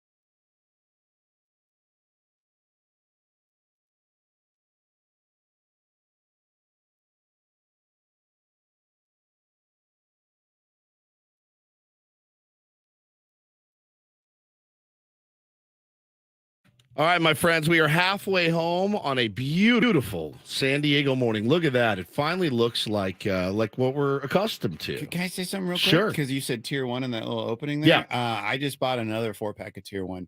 Listen, I'm not kidding you. I bought it because I like you guys. I like the show. I want to be a fan.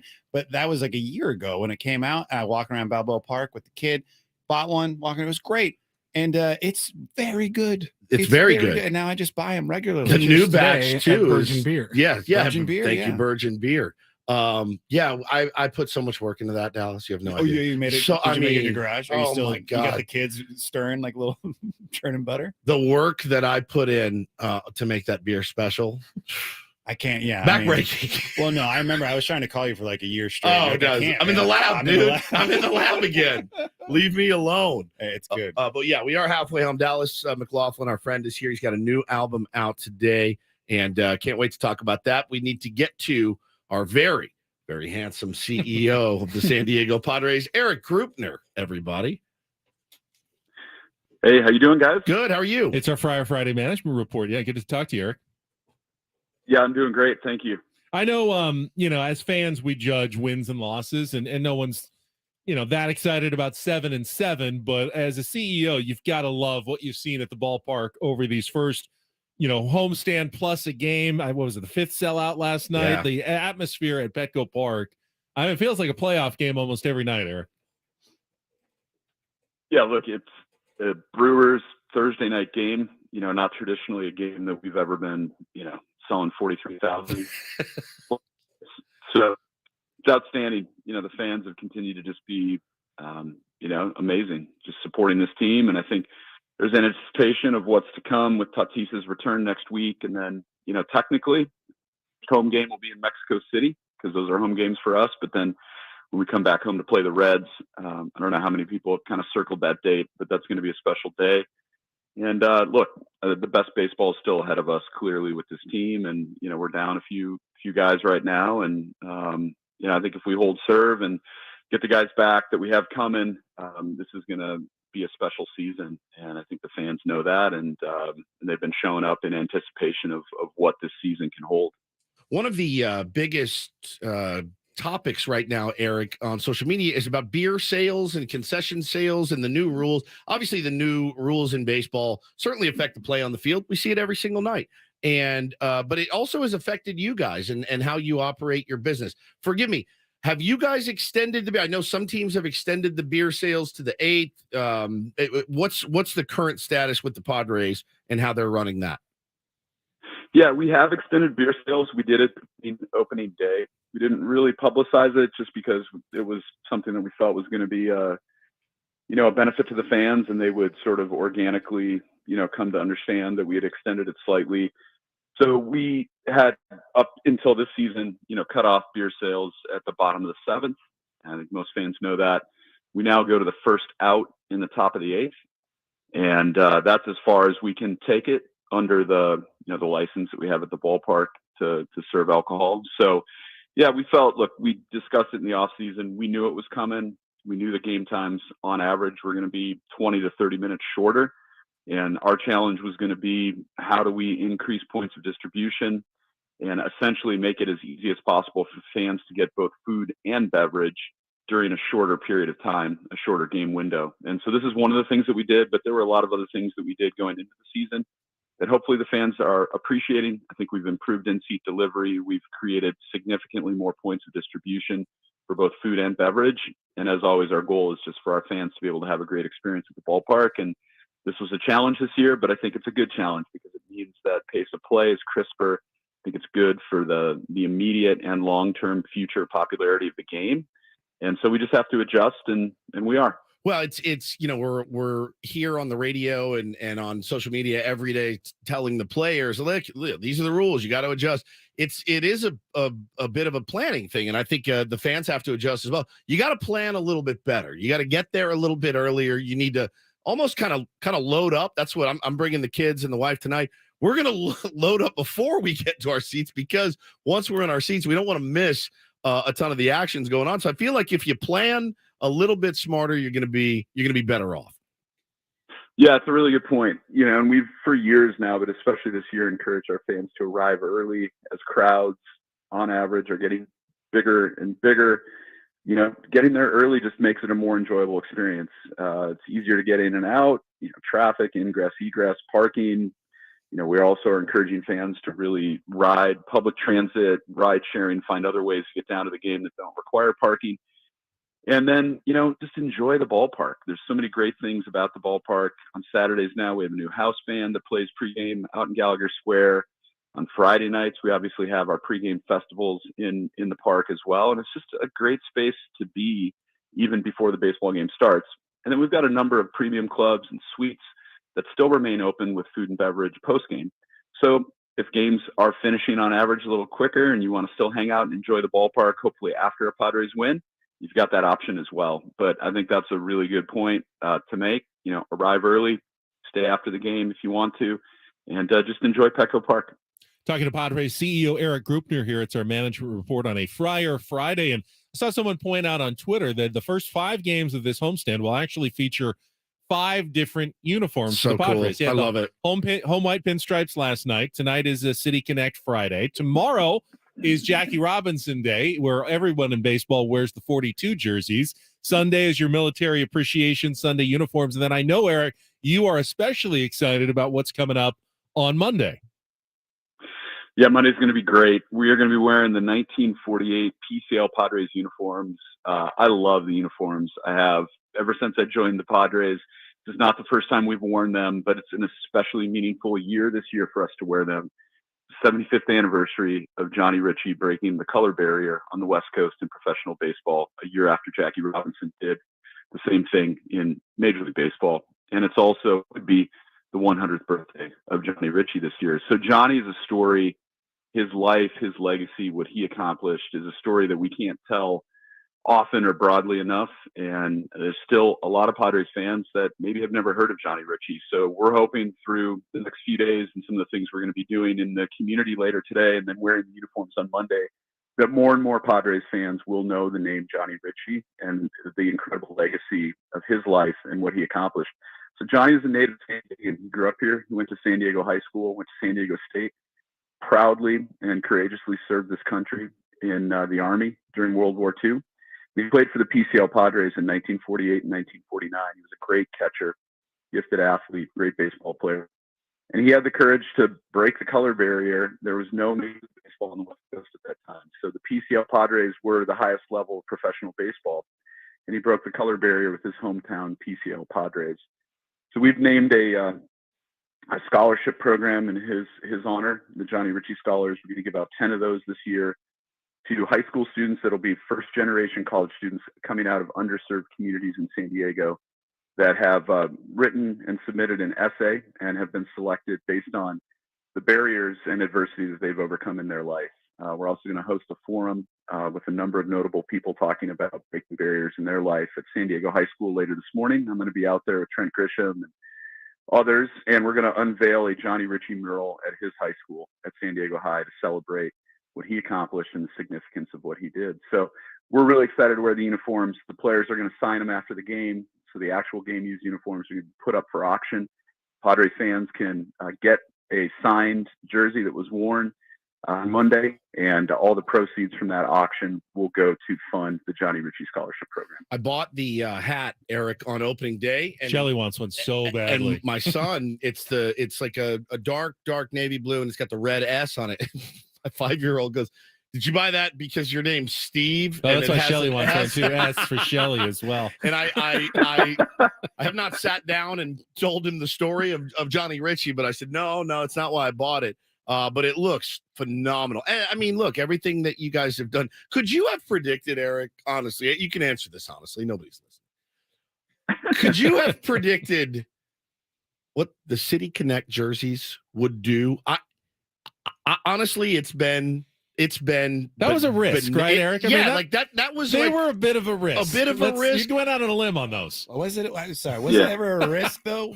Was it really a risk? Unless they really messed it up. I think it was gonna go gay. Like those, like the mock-ups kind of leaked a little bit. Yeah, right? a little bit, and people were immediately stoked. The average Joe might have thought, I don't know that's for me, but I think we all knew it's for Fernando Holly's Tatis. wearing Oh, yeah. his hat right now. I'm wearing mine So- tonight. Like, as soon as Manny Machado walked out with that hat, everybody's like, "All right, all right, I mean, all right." it's. I mean, but could you have even imagined it's selling like hotcakes? You can't keep them in the store, mostly because of my wife, but it's really, really hard. And you guys have done such a great job of that. Could you have predicted the success of that? So look, it exceeded probably the outside of my expectations. Like, when we were designing it, and there was a handful of folks working with me and a design team at Nike to come up with the concept. We leaned. I've said this before. Like, we leaned all the way into the most aggressive set of options that we were designing with Nike, but I felt like it was an opportunity to do that. The whole program with the City Connect uniforms is designed to grow the popularity of the game, in particular with younger demos and other demographics that we need to grow to really grow the game long term. And that's a female demo, it's a youth demo, Gen Z, millennial, Hispanic demo. And it's just been an absolute home run with each and every one of those demos. And so we're really pleased with the way that the uniforms have been received. And, it helps to be working with Nike, that they know what colors are going to be on trend. And we really took their advice. But I think we stayed true. I know there was a lot of initial feedback that, it looks like Miami, feels like Miami. Obviously, we knew there was going to be a segment of our fan base that just wasn't going to like it. And when I initially heard from that portion of the fan base saying they didn't like it, I'm like, okay, we got it right. That's a good leading indicator. But, I think like anything, that can initially be a little jarring, you got to risk it for the biscuit. That's right. And so we went out there and we were very aggressive with it. And we've been rewarded, with just the way that those different fan groups that I mentioned have just fallen in love with it. I mean, it was the back to school uniform this fall 100% in San Diego. It was the Easter uniform for my kids. We had no pastels. Yeah, we had no pastels, and we put them both in the City Connects. Right. But the players love it, and obviously we had a safety net. Most anything you hang on Fernando Tatis or Manny Machado is going to look good. So that helps. But the fans are, the players love it too. And as I've said often, these are the colors that a lot of those players grew up with culturally, in the Caribbean and Latin America and the countries where baseball is really popular. And it's just kind of resonated with the players, the fans, and everybody. And it's been great.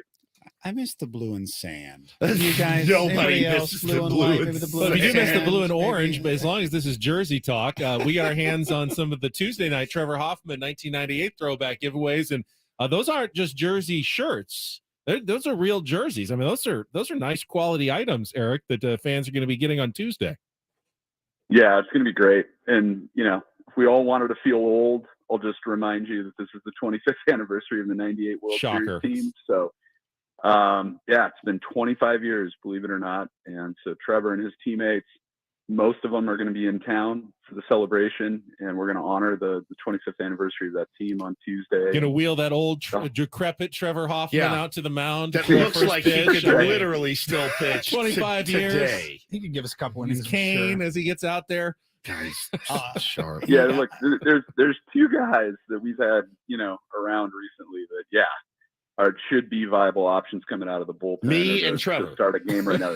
Jake Peavy is one of them. Peavy, I don't know if you sure. saw his first pitch. Absolutely dotted it up. I think it had to be, mid to high 80s. Yep. And Hoffy, he's ageless and looks like he could come out to Hell's Bells right now and get us a close, get us a save if we needed it. So, yeah, it's going to be really cool. I think for our fans to be able to show love to that '98 team. We don't have Petco Park without that team. And that's the story, really, of Petco Park and that beautiful ballpark that we get to come to now and play baseball. That was a product of the run that '98 team made. And Trevor obviously was a leader on that team, and can't get enough Trevor Hoffman, and especially that blue and orange colorway, I think is a unique and really cool jersey with the pinstripes. Also reminds a lot of people, as it should, of Mr. Padre Tony Gwynn. Who unfortunately is not with us, but Tony Jr. will be there representing his father. Eric, we always appreciate your appearances. Oh, by the way, just since you mentioned Fernando, did you get a thank you note from the El Paso Chihuahuas at all? For I mean, he must be driving some attendance in El Paso the last few days. Yeah, no, I mean that is the absolute gift that keeps on giving to El Paso. You know, when he came up, he was a hot ticket down there, and just showed out again last night with 3 home runs, and so yeah, I can't wait to get him back. Thanks, Eric. Appreciate it. Appreciate it, man. All right, take care, guys. Eric Rupner, Padres CEO, on our Friar Friday Management Report. Always on our Premier Chevrolet of Carlsbad fan hotline. Save money the right way with Premier Chevrolet of Carlsbad. Visit them today in the Carlsbad Auto Mall. Chevrolet, find new roads. All right, Dallas is still here. We can't get rid of him. Can't get rid of Dallas yet. I think it's time for Hoffman to cut his hair, though. I mean, like, really? yeah, that's he's one of the few guys. He got when I'm like next to him, I look at his hair and I go, I wish I could grow my hair so it would stick out the back of my head. I mean, it's probably jealousy on my end, sure. I'm bald, but it's not his choice. He's married. It's Tracy gets she makes the call she on makes hair that length, call. right? Yeah. I don't How's your know, wife man. feel about that beard? She hates it. Does she? Really? Hates And it. you, Letterman. and you get to keep it. Well, I grew it I was doing a show, and now I'm doing another show, and they And wanted they me to require grow You're not that, allowed and to then see the your new show face. was like, hey, we'll keep the beard. Keep the beard. So I have until the middle of June. Oh my God. And then it comes off. And we'll see, because then I'm going to Scotland, and I feel like I should have this beard in It Scotland. keeps you yeah. warm. No, Your you face. have to. Yeah, it's chilly in Scotland, even in the summer. But You if my have to. hair was really long and I was a Hall of Fame pitcher, I feel like I could just do what I want. Well, right? with that beard, if your hair was long, we'd just take you back to the homeless shelter. It would look Right. very wrong. Yeah. Then I'm sorry. I mean, it's a scruffy looking beard. my beard is not well kempt. That's for sure. God. All All right. There's that well, music again. There's that that music. creeping in. That you can talk Can the over this one listener if you hear want. it? Can the listener hear the Yes, music? the listener can hear the music. That makes That's you the so point. anxious. Isn't that if you're a listener, give us a call right now. Let us know if that makes you anxious. Why don't you give them the number? Give the number. 551 55 rock 55 roll. 555. Yeah, go ahead and call in. Yeah, it makes me anxious. Like something's supposed to happen. Yeah, you have to go to break. I understand. Something that. is going to happen. I don't understand. How long does that thing go for? As long as it needs to. Until you shut up and let us go to break. On then I'm San gonna keep Diego's talking. number one sports station, 97.3 The Fan. Let's check traffic and pipe down over there in Dallas.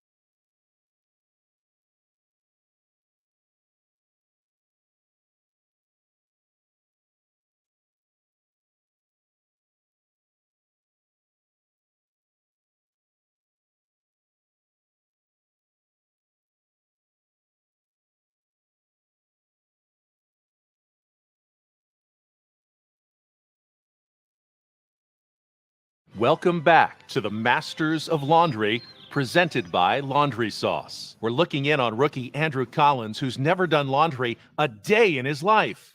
His approach on step one.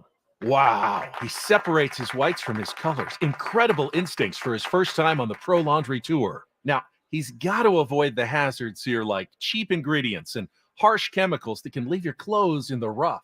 He's discussing it with his caddy. He pulls out Laundry Sauce, the world's best-smelling premium laundry pods, with designer scents like Australian sandalwood and Siberian pine. And the approach looks good. My God, he sinks it right into the hole. Just an incredible performance by the rookie. Boy, what a story this afternoon with Laundry Sauce, the world's best-smelling laundry detergent. A beautiful moment here as Andrew greets his wife. She smells the Laundry Sauce. His jacket feels butter soft. Exceptional. Whoa. Why use detergent when you can use Wow. Laundry Sauce? Click the link to master your laundry like a pro and join the Society at laundrysauce.com. How many takes? I've never seen anything like this. God knows what he'll do with the dryer. So that was a year ago, if you remember my my commercial debut, and Dallas McLaughlin, who was in studio here, was the director of that television commercial. All right, so Ben, how was he to work with as a director? He was good. Gentle? I Did he felt have a like gentle touch? There was he made me do a lot of takes of some of those Yes. reads to get them just right. You're asking the wrong question. Dallas, how was Ben to work as a diva actor? Very difficult. Yeah. difficult. Very. Yeah. He kept making requests. There's constant just. Did you get the right size yelling. trailer? Yeah, he was a lot of screaming on set. Yeah. And Like Christian Bale. Yeah, that time. We were ahead of our time though, because we had that baseball announcer who did the baseball call like a Masters announcer. so well Very done. clever. So well well done. Well, I have to give some credit to Anosh, our buddy Anosh, who wrote that spot, and he was in the spot too. He played the caddy. My wife was in the spot. She got to come down and hang out and be in the spot. It was. See, I didn't get to work with a lot of the other actors. My spots were all kind of filmed separately. There was a problem because Ben was like, "Hey, I have about 2 hours. Yeah. I'm not doing anything. Can you fit me into those 2 I have hours?" several jobs. And I was like, I was very happy that he did it. Like when we were talking about it, we had all these people audition for the part.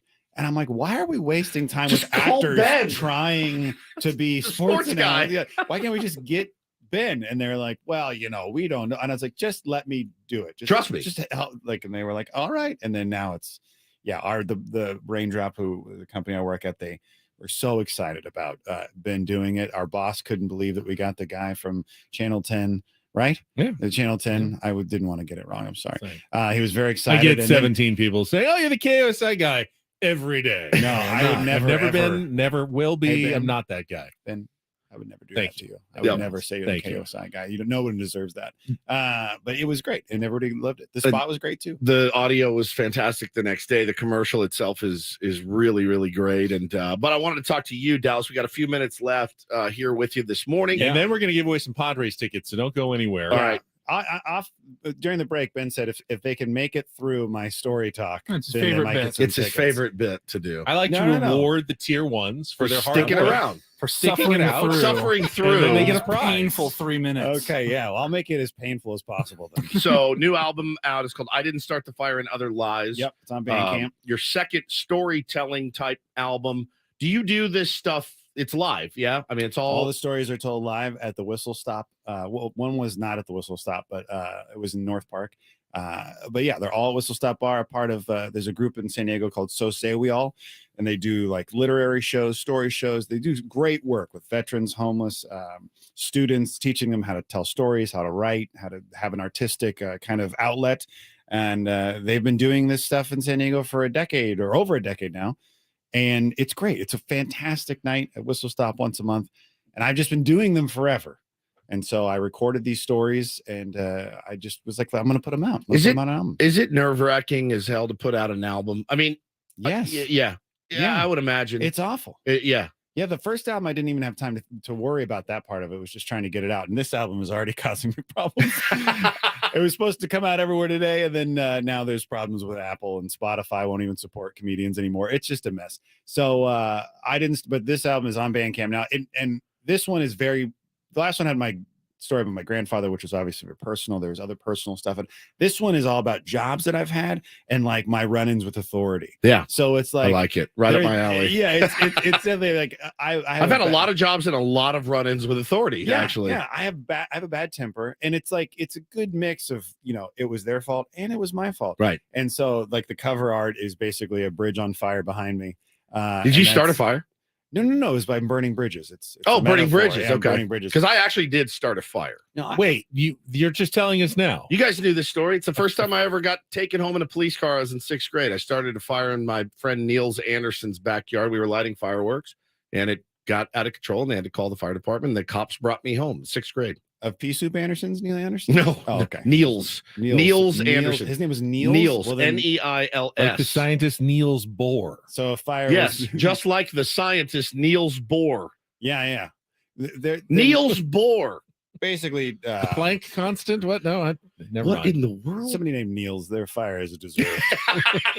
Fire is deserved. So true. He's such a D, by the way. Yeah, I mean, it's like these ones are like anytime you put something out that's very personal, it's like it's for musicians. I can't write music, but like It would be- your boy Jason Isbell. Yes. Oh my God. those songs are so personal. So and- personal. Woods does a 4-hour personal album every single morning on the True. radio. Yeah, true. and I wear it too a lot. So But it's like this one it's just out, and so I'm very interested to get people's feedback. But it's like there's a lot of times I just come out like a pure jerk. sure. And like and so that Same. but it's like there's always the lesson learned at the end. There's always the kind of it brings it together. Like the radio story is all about how I started out a total jerk and hating everything, and get it and then around a bunch of jerks, and then went to 94.9 and I was still the jerk, but everybody else was really nice. Yeah. And I'm like, why did I screw that up? No, it's I love the first one. I can't wait to listen to the second one. You can get it on Bandcamp today. Bandcamp is a great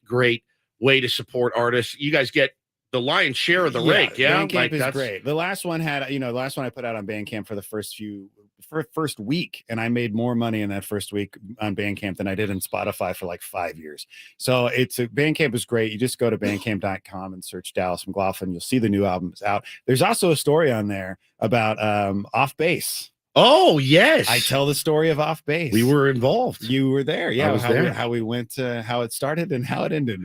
Not And, good. Wait, what was Off Base? It's a show that It's he a created, show. and Dallas and I have a long history where Dallas asked me to be involved in this project. It was going to be a TV project, and I was all into it. And then when I tried to when the Padres came to 94.9, it was a weird It was going to be a weird transition. I was currently the morning show host. I had a co-host, and I pitched myself to run Padres radio at 94.9 while also doing the morning show. And they ended up hiring somebody else that did not work out. But my idea was to have Dallas be the pre and post game host. And I thought what I wanted was somebody that had roots at 94.9, like Dallas did, that knew music and could bring comedy, fun, baseball, all of it together. So I pitched Dallas to the higher ups here, and we got rejected, just like Off Base did as well. Yeah, Off Base was a sports talk show. It's like a late night talk show about sports that we actually sold. And then right before we filmed the first episode, it was canceled. Yeah, we filmed So it. It's it still was- out there somewhere. You still have I think it? it's on YouTube. I don't know. I honestly God. don't know. But it's funny. And you and our old buddy Brady Phelps were the guests, and you were nice enough to still show up and do the show, even though we called you and said it's not going to get bought. It No. might just go on YouTube. You guys still showed up, and it was fun. The whole thing was very fun. But it was the whole story. I don't use the real names of anything involved because people are mad. But it was. I get more questions from Padres fans about Off Base than probably anything else I've ever done, where they're like, "What happened to that show?" And I was like, "Oh, you don't want to. You don't want to know." So if you actually do want to know, it's very sad and tragic, and you'll get a good look into how kind of local television works. Yeah, no doubt. Yeah, it's on the album. I didn't start the fire. It's on Bandcamp, Ben. Thank you, Dallas. Thank you, Good buddy. to see you. Good to see you again, brother. Oh, is that it? Do you need me Appreciate for it. any more commercials? Let me know. I'm Can I give available. a quick shout out? Yes, it's Shout Out to Radio. Bird Rock. To Bird Rock, and I also want to say Bird Rock's great, and then my exterminator, Unlucky Bugs, dude. Anytime I'm on Ben and Woods, he gets so excited and he texts me. Unlucky Bugs, and he also bought my album last time when I was on. I promoted on it. He texted me. He's like, "Here it is. I bought it." I'm like, "Dude, that's the best." get yourself a good exterminator. You know what I'm saying? Unlucky Bugs. Unlucky Bugs that's the company, and I've had them for years now. And you know what? I don't have in my house bugs. Bugs. So I like them. So there you go. That's my shout out. He didn't ask for that. I just did that on my own accord. The goodness of your own heart. Because I'm happy that he's happy that we Do you have a website you want to pitch to or anything? Do I have a website? No. You do? I do. Unlucky Bugs. Yes. Dal Ass McLaughlin. Is it ass really? It's well, yeah. My middle name is Scott, so it's Dal Ass. Oh my God, McLaughlin. Dallas S. McLaughlin.com. Dal Ass DALL. I'm doing stand up Wednesday night at Pally Wine Co. in Little Italy. You can come to that.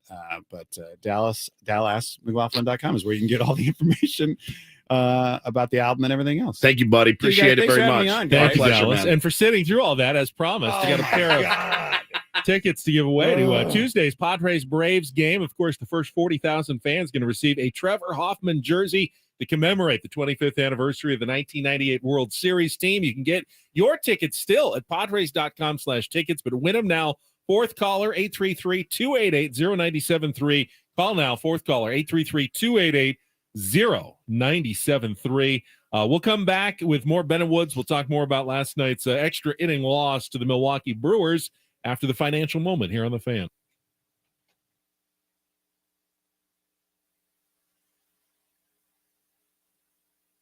This is Jason Brooks with the Opening Bell Report, sponsored by U.S. Bank. Consumers tightened up their spending in March, with retail sales falling 1% from February, with declines across most categories. People continue to eat out, though, with restaurant and bar sales up 13% from a year ago. Big banks are driving the stock market after the trio of Wells Fargo, JP Morgan Chase, and Citigroup reported stronger than expected first quarter earnings. The Dow and S&P entered trading at 2-month highs. That's today's Opening Bell Report, sponsored by U.S. Bank.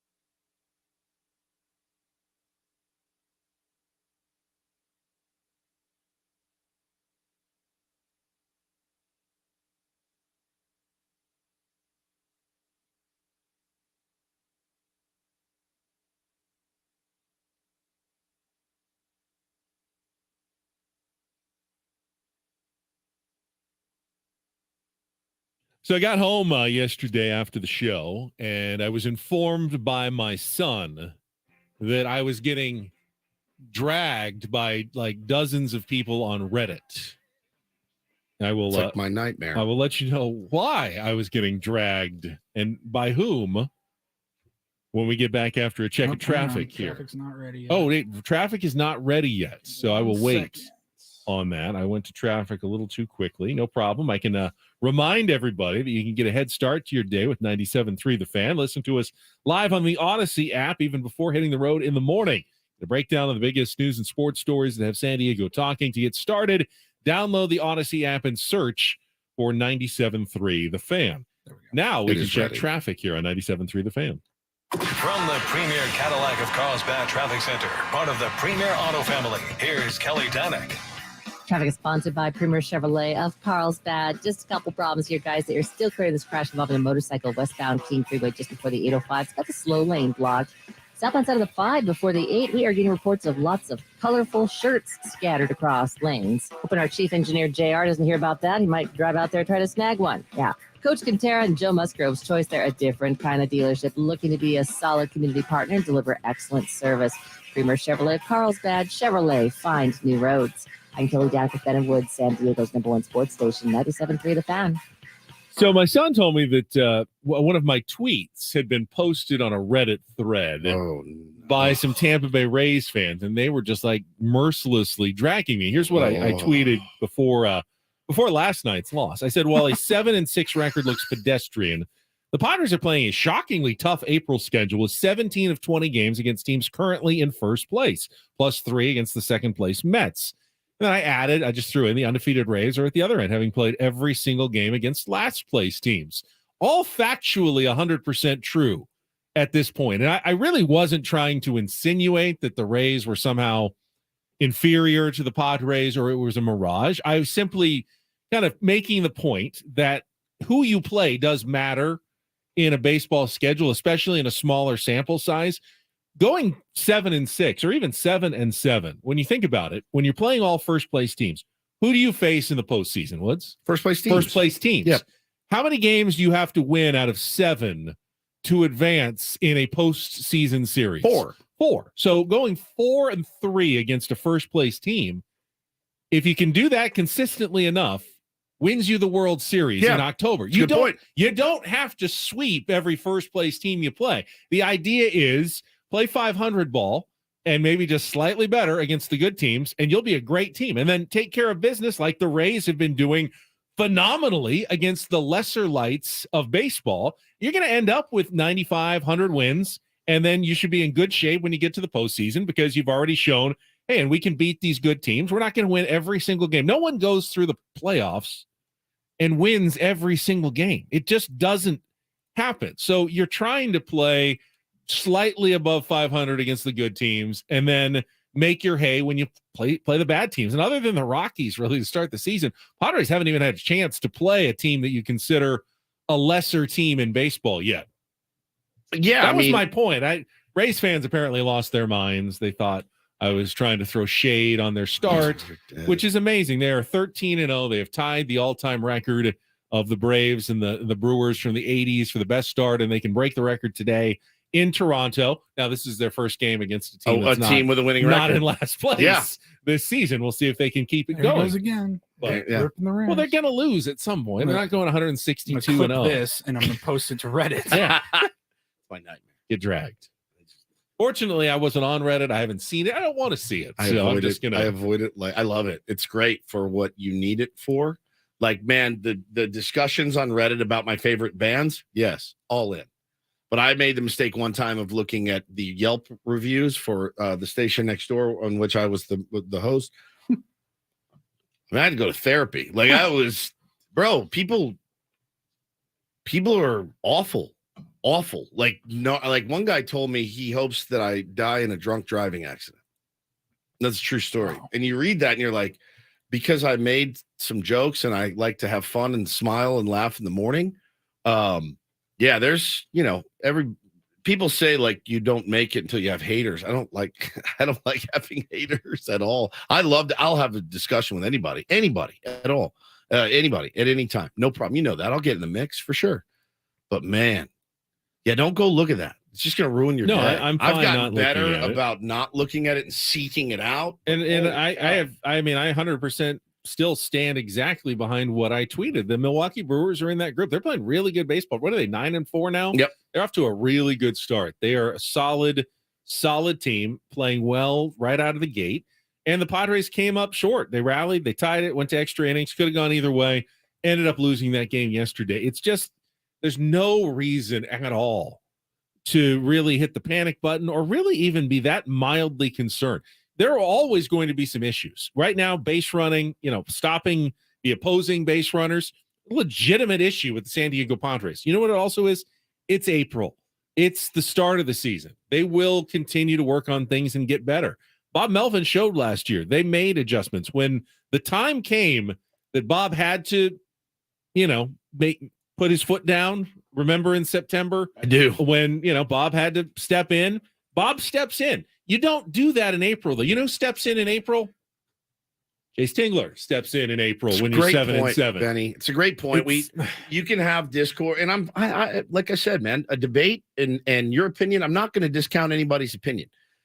There are, Paulie and I even got into it mildly about the other night about, hey man, I don't think Snell should have gone back out for that inning. And I said to Paulie, this is who Bob is. He's going to give guys enough rope right now to see what they do. I love that in a manager. I don't like the quick hook panic moves. I love it because he did it with Waka. It worked out great. He did it with Lugo. It worked out great. Sometimes it's not going to work out 100% of the time. That's who Bob is. And again, Benny, like you said, he's not, I promise you, he's not going to walk in fire and brimstone after a 500 start and start dropping hammers. Was I surprised that Austin Nola got the start? I was expecting Luis Campusano. I think you were as well. I'm sure we're going to see Campusano at least once, if not twice, in this series starting. Does Bob also know that at some point this season, he's going to need Austin Nola? Correct. And if you just bury him, as a once-a-week backup catcher and a pinch hit every once in a while, probably never going to get going. So going to have to keep playing him. He'll look at the matchups. He's still going to be out there. Yes, you should probably be playing Campy a little bit more, but it's not like Campusano's some proven commodity either. Right. I think, I'd like to kind of the unknown right now is a little more appealing to all of us than the known quantity of what Austin Nola is putting together. But you're going to need both of those guys. You can't bury either of them. So let's not get too up in arms when we look at the lineup every day and we don't see the quote unquote right catcher, behind the plate. Yeah. I mean, and some things are out of your control, I think, as a manager, but I'm still a big in the Bob Melvin camp. And I think, I think you should be. But again, this is who he is. He's going to give guys a chance. And you're right. He's not going to go in last night and turn over a table after 14 games. He's just not. That's not who he is, nor do guys like playing for those dudes. We saw last night an interesting story in baseball, and I thought it was the right move. And I watched a couple different versions of it. Javi Baez actually got benched last night. Now, Javi Baez, guys, he was one of my favorite players. Back on the Cubs. When he was on the Cubs, I like his game. I like the way he plays. You look at him and you go, oh my God, imagine having that much confidence in anything you do. He was supremely confident. Tiger signed him for a lot of dough. Last night, he hits a double. By the way, 2 weeks in, it's his first extra base hit of the season. He makes $22 million a year. All right. So he's scuffling, slow start, gets on second, asks for the ball. It's like kind of a bit, right? Give me that ball. It's my first extra base hit. 1 out. Lazy fly ball to center field. He puts his head down and runs to third. He gets doubled off. He forgot how many outs there were. That, to me, is literally inexcusable in the game of baseball. With all the resources around you, you have a third base coach. Here's the thing. His excuse was, well, I hit 6th today, and I'm not used to really hitting 6th. So I thought I usually hit 2nd. I thought there were 2 outs. So that's why I put my head down and run. It's like, bro, you can look around. It's just being aware of the game. And AJ Hinch pulled him down into the tunnel. You saw him walk back up. He rips his shirt out of his pants and walks down the tunnel and goes back in the locker room. So there are times when that's going to happen from a manager. Trent Grisham forgot how many outs there were. He did the other night. Was it Came up two throwing, nights right? ago? Yeah, it was 2 outs. There was a runner on third, and there's a fly ball to center, and he caught it for the third out. Gunning. But he clearly thought there was still only 1 out because he came throwing hard to home plate, like he had to cut off that run. Yeah, and everyone's like, going, "Whoa, we're done with this inning, Trent." Yeah, I mean, it's better to make the mistake the other way, obviously. That one's not going to cost you. Not going to cost you one thing. No, but it happens. It happens. You know, you guys do sometimes get confused about how many outs there are, and it's just there's been a few lapses and things like that. So Bob will handle things like that certainly, but there's no need for fire and brimstone right now from us, from the fans, from Bob Melvin. But you're right, man. When it was time, he knows kind of when to put the hammer down. And believe me, if it's going poorly later in the year, the hammer will be dropped. I don't want to see Bob Melvin put the hammer down. I do want to see, given how many experienced veteran players that are in that clubhouse, I wouldn't mind seeing him shake things up a little bit. The inside the clubhouse, Juan Soto he kind of starts getting going, and then looks again like last night, and it's not quite Juan Soto like. Whatever you guys need to do to shake things up. I mean, it may be something a little bit different. It doesn't have to come from the manager every single day. We're not talking about like a team meeting. We're not at the stage where we clear the clubhouse and we have an airing of the grievances. No. I'm simply talking about maybe a change in approach a little bit. We've got a very powerful lineup here in San Diego. They're going to hit a lot of home runs, but maybe they are thinking long ball a little bit too much early in the season. Just start putting the ball in play a little bit, and then the home runs will come again. You see the news, the story that broke or that came out yesterday about, I don't even know who wrote it, maybe Dennis, about Juan Soto and his desire to hit third. He really wants to hit third because he wants to see as many pitches as he can before he comes up. So I always thought when Tatis got back, it was probably going to be a Tatis Soto. But I mean, again, if it's a superstar player and that's where he wants to hit, don't you kind of have to hit him there, or should you do really what's better for the team? I don't know. I mean, I'm really, this is the hard. I mean, if Manny goes and says, I really like hitting second, and Juan Soto says, I really like hitting third, that's what I'm going to do. And Xander Bogart says, I kind of like fourth, and Tatis goes, I'm good leading off, then you'd be crazy to do anything else. You're right. Now, if you're the manager and you've got 3 guys who I feel most comfortable hitting third, then you have some difficult decisions to make, and you have some egos to massage, and you have to find a way to get guys comfortable in other spots, because not everybody can hit third. You can only have one guy in that slot. So someone's going to have to get comfortable hitting elsewhere. Now, maybe for Juan Soto right now, you can tell he is having fits with the pitch clock and getting killing him, right? into the box. He had that late timeout yesterday. He's clearly a little bit spun out by the new rules. Will it be like that forever? Of course not. Would you like to see him adjust a little bit faster? Yeah, please. That would be nice. But, if that means hitting a little bit lower in the lineup so you can see more pitches, you can feel like you've had your time that you're not getting, you feel rushed right now to the plate, especially in the 2-hole. Yeah, then drop him a little bit in the lineup. Hit him fifth. I don't care. Do what you got to do. Do what you got to do. The offense needs to get going. Obviously, again, the umpiring was whatever last night. The guy had a bad night. His report card's out. He had a bad night. How bad was it? It was bad. I mean, he missed a ton of calls. Yeah. But you got to. But he started missing them both ways later, so it probably wasn't. It was, I bet, 0.8 in favor of the Brewers. I need to pull it up, but man, I just it's Colin Ray called up from AAA. You guys can beat that guy, and you should. All right, we'll get our Rindle report, some headlines from Paulie. Final hour of Ben and Woods coming up next on San Diego's #1 sports station, 97.3 The Fan.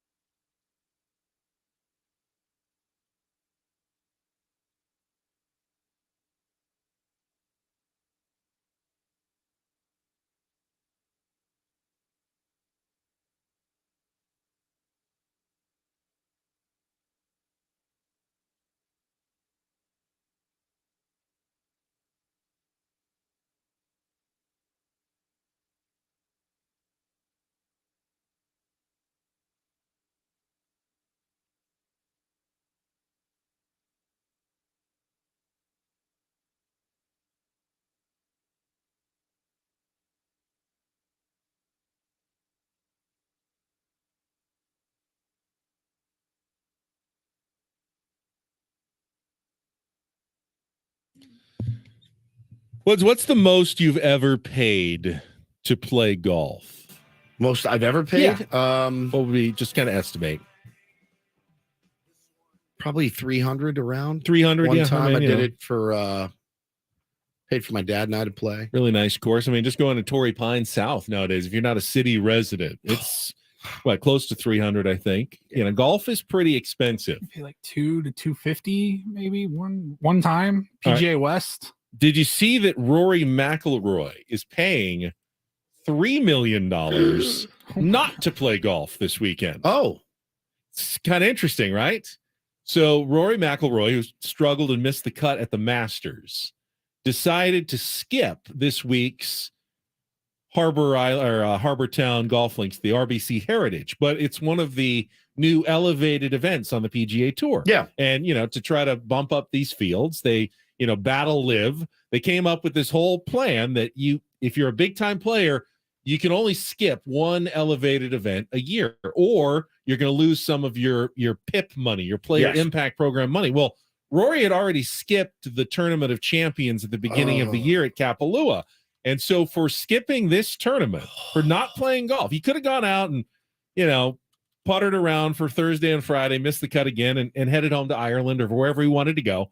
But he didn't want to. He wanted to, he lost to the Masters. He just wanted to get out of there. They are going to withhold the final $3 million payment from his PIP, his $12 million PIP payment last year. So essentially, Rory McIlroy is paying $3 million to not play golf this weekend at Hilton Head Island, South Carolina. That's a pricey non-round of golf. I don't like that. Sometimes you have to put down a credit card, like a tee time deposit. Like if you don't show up, we're going to charge you. Well, he put down his deposit, and they are keeping his $3 million for not showing up for his tee time. And he can't get it back? Weekend. I don't know. I think kind of the principle, because Rory was such, he's such the vocal leader when it came to some of these changes that he can't really say much about it. I mean, the rules are the rules, and Rory has broken the rules. So the consequences are going to be he's not getting $3 million. Now, he's not writing a check for $3 million. Yeah, he's simply not getting it. Not going to be getting $3 million that he was otherwise entitled to. But it's kind of a fine line right there. It's really his money if he's entitled to it.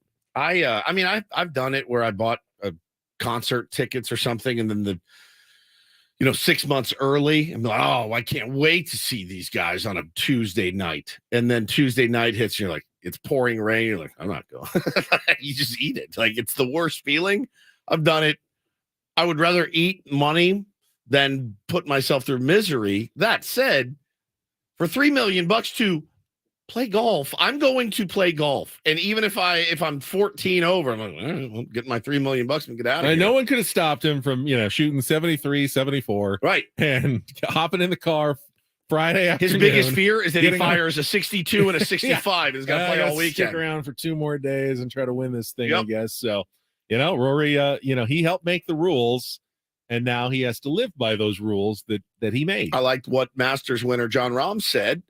He committed to play it, and he won the Masters, so everyone would have understood. If hey, bro, that was a because I don't think he skipped any of them, so he could have made this the one to skip. And he gave the old, hey, listen, there could be a kid coming to watch me for the first time that is really excited, and I made a commitment. I'm going to honor that commitment. So that being said, Rahm shot 1 over and is he's on the wrong side of the cut line going into the second round today of the RBC Heritage. Excellent. Let's get some headlines from Paulie. It's time for the Reindl Report. And get things started here with our today's edition of the Reindl Report. Now tuned into the greatest.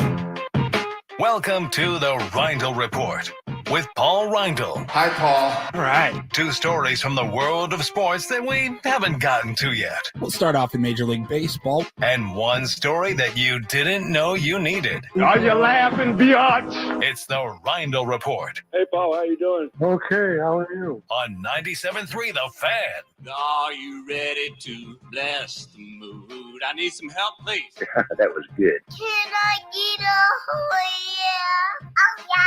yeah? All right. All right. All right. Hi, Paul. Hello. Hi, Paul. Hi. We will start off in Major League Baseball. We actually got 2 stories in Major League Baseball. Let's start with the breaking news over the last about half hour. Jeff Passan 30 minutes ago tweeted out that right-hander Logan Webb and the Giants agreed on a 5-year, $90 million contract extension. Keep him Good pitcher. Good pitcher. Padres will have to deal with him in the West for a while. Former PED user himself. Whoa, whoa, whoa. Ooh, don't spicy. say that. Spicy. Well, I mean, the guy has had some ringworm. What's going on? Guy that that got all upset at Tatis is in the same organization as Logan Webb, who just got a big fat extension. Hey, listen, I mean, They had another guy in their organization a while back. yeah, there was. He's never actually, never actually Was tested certainly accused. positive. He was associated with a cream, if I remember. Also a clear, I think, Yes, as well. Yeah. yes, it happens. Happens. What's the saying? Glass houses. Yes. Those who live in glass houses should not Don't live in a glass house. It's murder trying to keep cool in the summer. Yes, and to clean is very difficult. Don't throw stones if you live in a glass. What is Yes. it? No. People who live in glass houses shouldn't throw That's stones. not it. That's too verbose. That's What's what the real? That's the statement. No, it's the not. phrase. Hold on. People who live in glass houses shouldn't throw stones. No, that's not it. You can abbreviate That's it because it. everybody knows it. I and mean, you you can just can- say, hey, you- those in glass You houses. can tweak a word or two, but essentially it's people who live in glass houses you're right. shouldn't throw Son of a stones. That's your English. Well, man. hate when sauce you're for right. the goose woods. It's the worst one you've ever Sauce had. for the gander. That's not real. That one's terrible. That's so what's good. We've always said what's good for the goose is good for the gander. And Ben comes in one day and says it's actually, It's just you shorten it and you just say it's sauce for the goose. That's what it means. Shortened. should have gone to jury duty today with this bit. Geese don't eat sauce. What kind of sauce? It's not sauce. It means like, hey, a barbecue sauce, a sauce that tastes A1? honey You're mustard. eating the goose, and if the goose tastes good with that sauce will also taste good on a gander because it's very similar. What's a gander? It's a male goose. And a goose is a female? Yes. So they taste the same. So the sauce that you put on them will be just the same. It's the sauce for the goose is what's good for the goose. What tastes good on the goose will also taste good on the gander. Take a gander at these nuts with that Mm. awful It's like phrase what of tastes yours. good on a fried chicken sandwich also tastes pretty good on a grilled chicken sandwich. All They're right. pretty much the same thing. Same thing. Why don't you just say that then? That makes more sense. It's not as elegant sounding. Snooty and highfalutin. You know me. Okay, whatever, buddy. What was the Anyways, story? Oh, Logan Webb. Webb, Right. 5 years with the Congrats. Giants. Congrats. You can see him for 5 more years. Good pitch. Elsewhere in Major League Baseball, this news a couple of days ago, we never got to it, but Salt Lake City has joined the push for MLB expansion. And I was curious how you guys feel about that. I don't know if you have, I think you've been to Salt Lake City for sure, right? Once.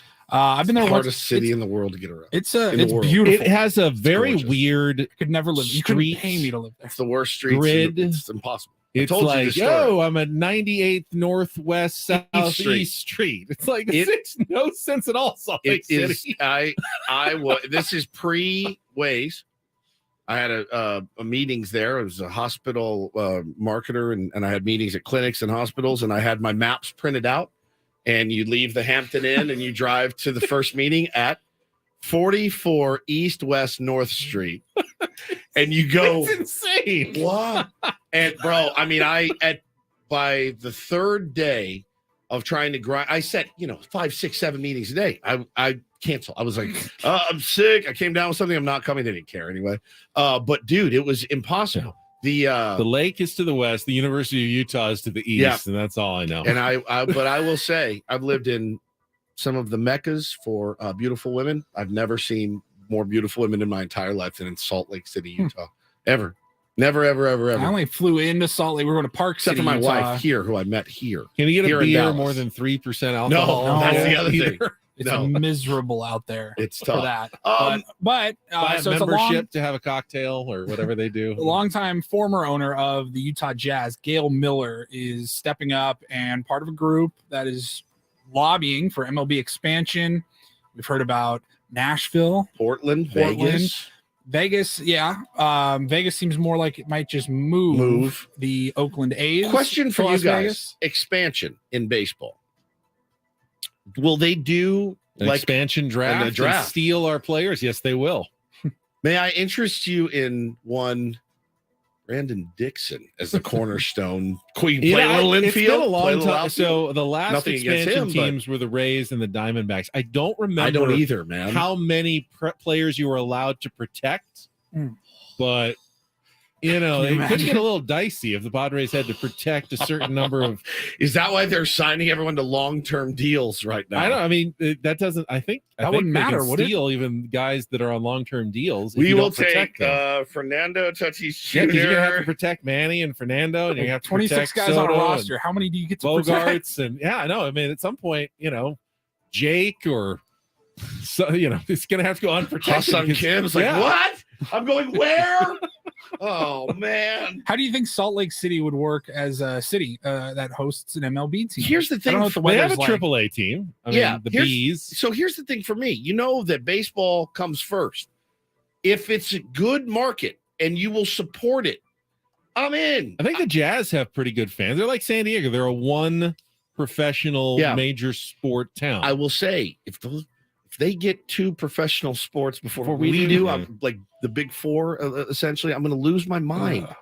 I'm going to lose my Figure mind. out the names of your streets first, please. Seriously. Yeah. That's, What happened to No sense. Maple Street? I Ash thought Street. Phoenix was hard because you got you start in the one and you get used to the numbers go outward from Yeah. the middle, like first street or first Lane or Avenue or whatever on one side and then the other. I thought that was hard. And then I got Salt Lake City and I go, this is hopeless. It was. I got hopeless. confused enough. Like growing up in a suburb of Seattle, like everyone in my neighborhood and everybody that I knew my entire life, we lived on. It was either 4th place south or 4th place southwest, and then you'd get somebody's address that was only like half an hour away, and you're like northeast. Where the hell is this? It's so confusing. It's very tough. Very tough. Thank God But we don't I- have to deal with MapQuest. I've anymore. been printing out. I've been there one time. So I can't make an educated statement. All I remember is that the streets were tough and the women were very attractive. spent like 2 hours there waiting on another friend to fly in. Yeah. And then we went to Park City, which was like 45 minutes away, but it is gorgeous. I mean, the way the mountains are like, they're hovering over the city. It's gorgeous. I It's just a don't know. beautiful place. I was at probably remembers it was San Diego State, Indiana in the first round of the NCAA tournament. Very close game. Aztecs should have won, and they lost in the end in the first round in Salt Lake City. All right. And finally, some dumb crimes here to wrap things up on a Friday. Police in Philadelphia are looking for some thieves who earlier this week broke into an unmarked truck that was parked at a Walmart, and it was carrying 7.5 million dimes. Like Pretty Women? No. Oh. Like coins. Oh. 7.5 literal dimes. million dimes, which do the math, carry the zero. It's I hate $750,000. dimes. I hate dimes. I can't pick them up. They're too thin, and I bite my fingernails. And I like if they're on a smooth surface, I can't get my fingers on them. My stubby little fingers. Now the guys got away. They didn't get away with all 7.5 million dimes. They got away with about 2 million dimes. That's 2 million dimes is hold on. 20 $200,000. $200,000 in dimes.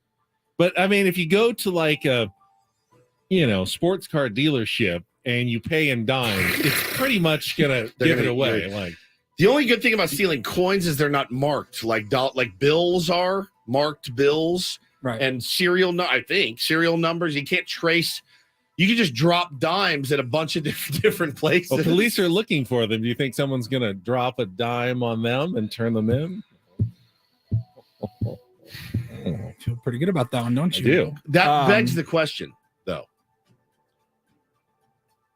Is Coinstar the greatest one of the top 5 inventions of all time? Because if you grew up when I did, we grew up pretty poor the first 10 years of my life.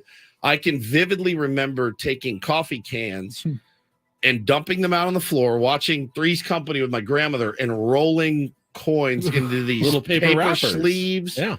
And I hated it. I was like, this is miserable. Pennies, 100 pennies in there. It was fun for about 15 minutes. And then you're like, I'm just guessing if I got the right amount. when you went to the Coinstar for the first time and had your because I always collect Just a change. big bucket, and you dump it in, and you hear that noise. And it goes, When I needed cigarette money in high school, the ticker tally. just starts going up. Oh, is that one of the greatest inventions of our time? It is, but they take like 20% from you or something. What's the alternative? I Sitting guess, on your ass Worth rolling it. dimes. I think you can actually go to the bank now. I think they have their own version. I've been told, I've never done it, but I used to love dumping my coins at a Coinstar and going to the register and be like, yeah, that's right, $66 for me coming my way. Should have been 86. It felt like you had no money going in because you had all these useless coins, and then you actually had real money coming out. You feel Paper like cash. I did it in college once. And I remember feeling like such a deadbeat, walking in there with like a trough of coins, being like, yeah, I'm broke. I need money to go out. And pouring all my ever quarters since in. COVID, though, now even like touching I a whole don't bunch either. of coins, I feel like there's got to be a million diseases on. I these don't things. use coins much anymore at all. It says here according to the U.S. Mint, 1 dime weighs 2.3 grams. So 2 million-ish dimes means the thieves stole more than 10,000 pounds of dimes. Now, if you're gonna, that's tough. That's a That's a harder lot of crime. trips. I mean, to get that all through a Coinstar, you're gonna have to do that in probably like what, a couple hundred trips? Yeah, a lot of different supermarkets around town because you keep going back to the same one, they'll find you. You can't just do 2 million dimes You're all gonna at have once. to. You're gonna have to be hitting a ton of different supermarkets. it's hard to clean. Like, they say when you launder money, you have to clean it. Like they'll say, like in the movie The Town, oh, these guys are right now. They're at a strip club. They're at the casinos. You can't walk in with a pocket full of dimes. And empty it out on Ozark was a good show. Ozark about was laundering good. money. Yeah, Yes, very, you very want to know good. more about that. All right. Endeavor. Thank you, Paulie. Thanks, Paulie. Roundel report is complete. I got some good news for people who don't tune in earlier usually and miss Take on Woods in our 7 o'clock hour. New audience. We pushed it back today. So coming up in our next segment, your chance to take on Woods in our musical trivia game and qualify for a trip for 2 to Las Vegas, Nevada. Call in either now or when we come back, 833-288-0973. But be ready to bring your musical knowledge to go head-to-head against Woodsy in our game of Take on Woods. That's coming up next after a check of traffic here on 97.3 The Fan.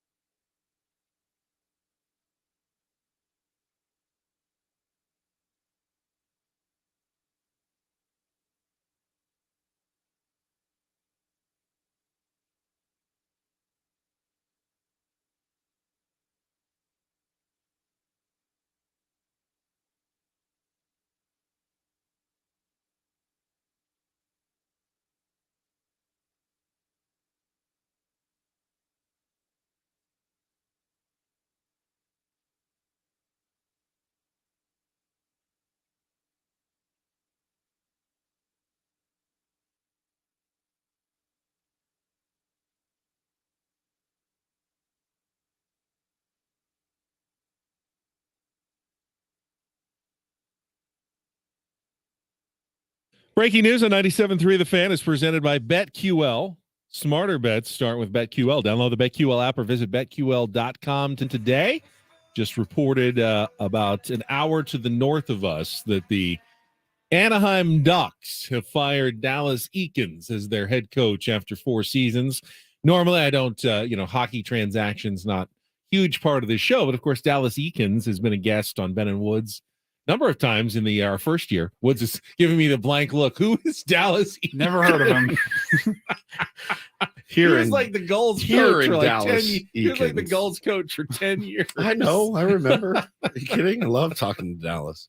I wish him well. They have struggled, though, the last few years, missed the playoffs again this year, and he is out of a job. Very nice guy. They are, though, the front runners or, the best odds to get that Connor Bedard fellow that's supposed to be the Victor Wembanyama of hockey. Yeah, the next big thing and would have a lot of talent, which I think they desperately need up there. So I saw a lot of people excited about that loss last night. Well, and you know what? You need the Ducks to start getting better, because when the Ducks are bad, eventually kind of has a trickle-down effect to the Gulls, because then they get to steal a bunch of the decent younger players. And the Gulls, of course, missed the playoffs. Very rare this season as well. So, yeah, you want the organization to improve, so we have a better team down here. All right, it is 9:25. We got a contestant on the line. Let's get to a belated edition of Take on Woods.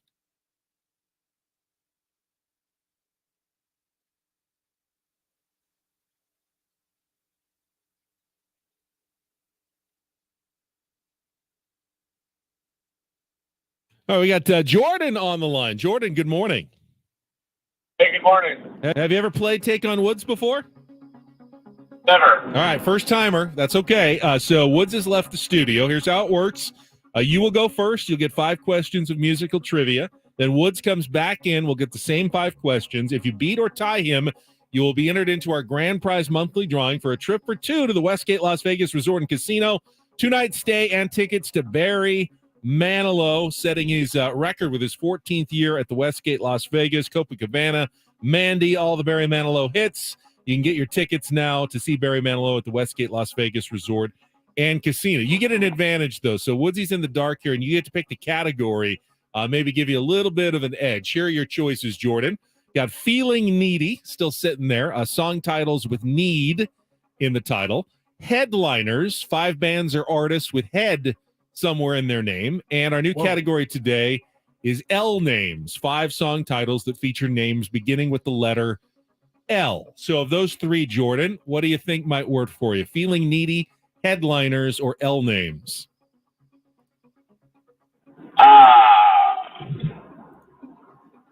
Feeling Needy. Feeling Needy. Okay, we got 5 song titles today with need somewhere in the title. You'll have 60 seconds. If you don't know an answer, say pass. We'll skip it. We'll come back if there's time left on the clock. And our first question, Jordan's our 2-second song. So Paulie's going to give you a couple of seconds or more of a well-known song. You need to give me the song title and the artist to score that point. You got it? Got it. All right, 60 seconds on the clock, Jordan. The category Feeling Needy. Your time begins when Paul plays the music. Listen closely and good luck. Let's take on Woods. Put I Need by the Cars. Correct. Which hit by Lady A pulled the rare double for a country song at the 2011 Grammys, winning both Song of the Year and Record of the Year? Pass. It's the only In Excess song ever to reach #1 on the Billboard charts. Andrew Farris says he came up with the famous riff while waiting for a cab to the airport. Written and produced for the international television special Our World, which simple Beatles hit became an anthem for the Flower Power movement? All You Need Is Love. Correct. The talk on the street is you might go solo is the first line of which Tom Petty song?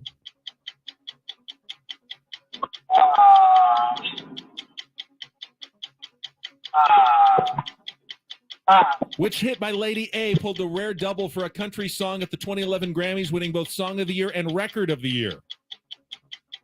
Now? It's the only In Excess song to ever reach #1. Okay, you got 2 right. You got Just What I Needed by the Cars, our 2-second song, and All You Need Is Love. The Lady A song is called Need You Now. In Excess is Need You Tonight. That's one of my favorites. Love that one. And Tom Petty is, I need to know. The talk on the street is you might go solo. All right, hang on the line there, Jordan. Don't know that 2 will be enough, but you never know here in our game.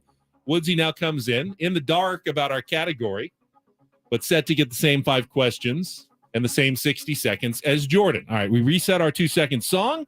60 seconds back on the clock. Your time begins when Paul plays the music. Good luck, Woods. Let's take on Jordan. Just what I needed, the Cars. Which Lady A hit pulled the rare double for a country song at the 2011 Grammys, winning both Song of the Year and Record of the Year? Pass. It's the only INXS song ever to reach number 1 on the Billboard charts. Andrew Ferris says he came up with the famous riff while waiting for a cab at the airport. Need You Tonight? Correct. Written and produced for the international television special Our World, which simple Beatles hit became an anthem for the Flower Power movement.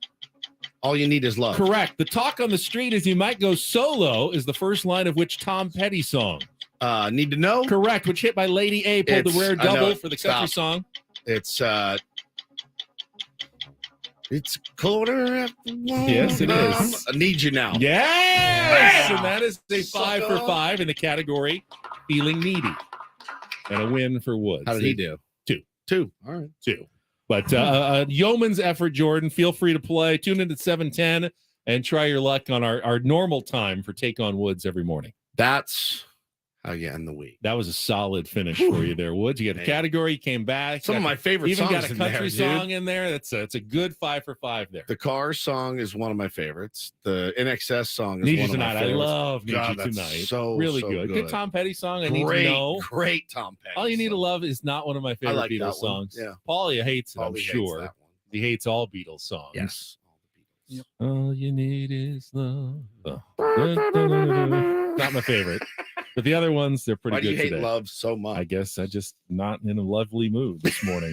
Loving We've mood. got Flubs of the Week in our final segment. Getting all the way. Hey, you got 4 hours of me today. You weren't expecting. I Little needed bonus Ben Bro, I needed got it let off jury duty so today. bad. You have no idea. Look ahead to Game 2 of the Padres series against the Brewers coming up next on San Diego's #1 sports station, 97.3 The Fan.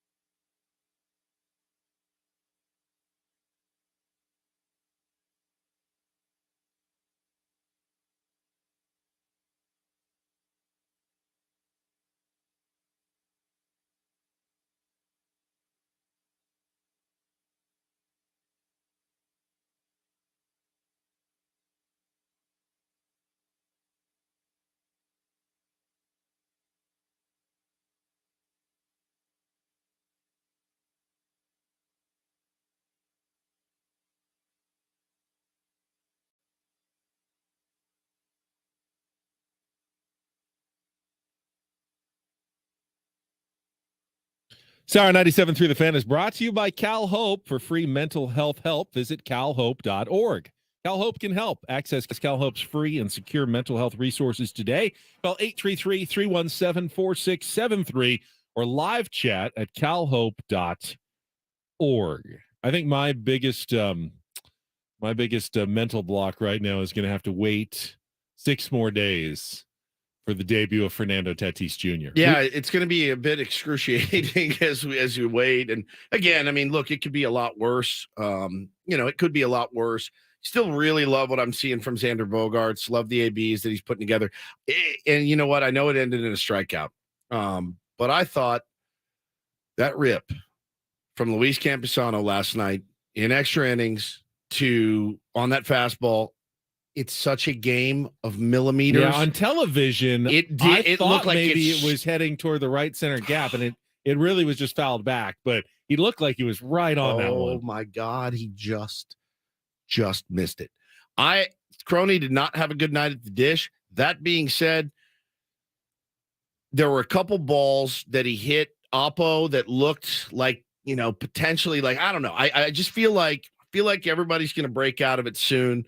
And again, there's no guarantee to what Fernando Tatis Jr. is going to do, but boy, he sure looked good last night, hitting 3 bombs in 6 ABs. He also 5 had for 6, 5 for 6, 3 bombs, a double, 8 8 runs batted in. He tied the El Paso single game record, which had been held by, I'll give you 17 trillion guesses. I only need one because I saw You it. saw the it. all right. The El Paso Chihuahua Woods won't single get it. game. If you don't know it, you won't record. get it. Really?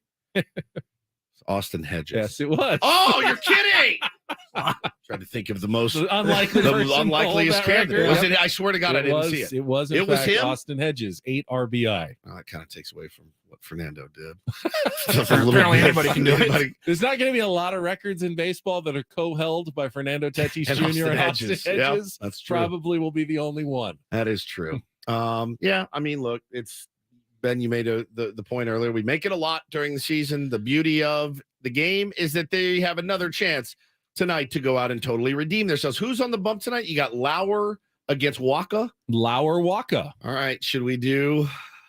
What do you want? An over/under bet? Well, Something like that. Yeah. Well, so we like to do this. Usually, the only bets Ben and I will do on the air are it usually has to do with former players. And an Eric Lauer bet. yeah, this is an Eric Lauer. You can make put like out there. 17 bets with the Milwaukee Brewers because they're like all former Padres. Luke Voigt it was good to see Luke, wasn't it? I love the little mini ovation he got last night with everyone yelling Luke. I just always liked him. Colin Ray. He was only here for like 4 months, and he was such a fan Eric favorite. He was great. Lauer, Luis Urias. Yep. I mean, it is I think loaded. there's another guy in the pen, maybe. They had They had Caratini. Boxberger. There was last year, I Boxberger. There's a think ton. he's gone, but There's a ton. All right. So Eric Lauer, Friday Night Lights against the San Diego Padres. Benjamin, what is our bet?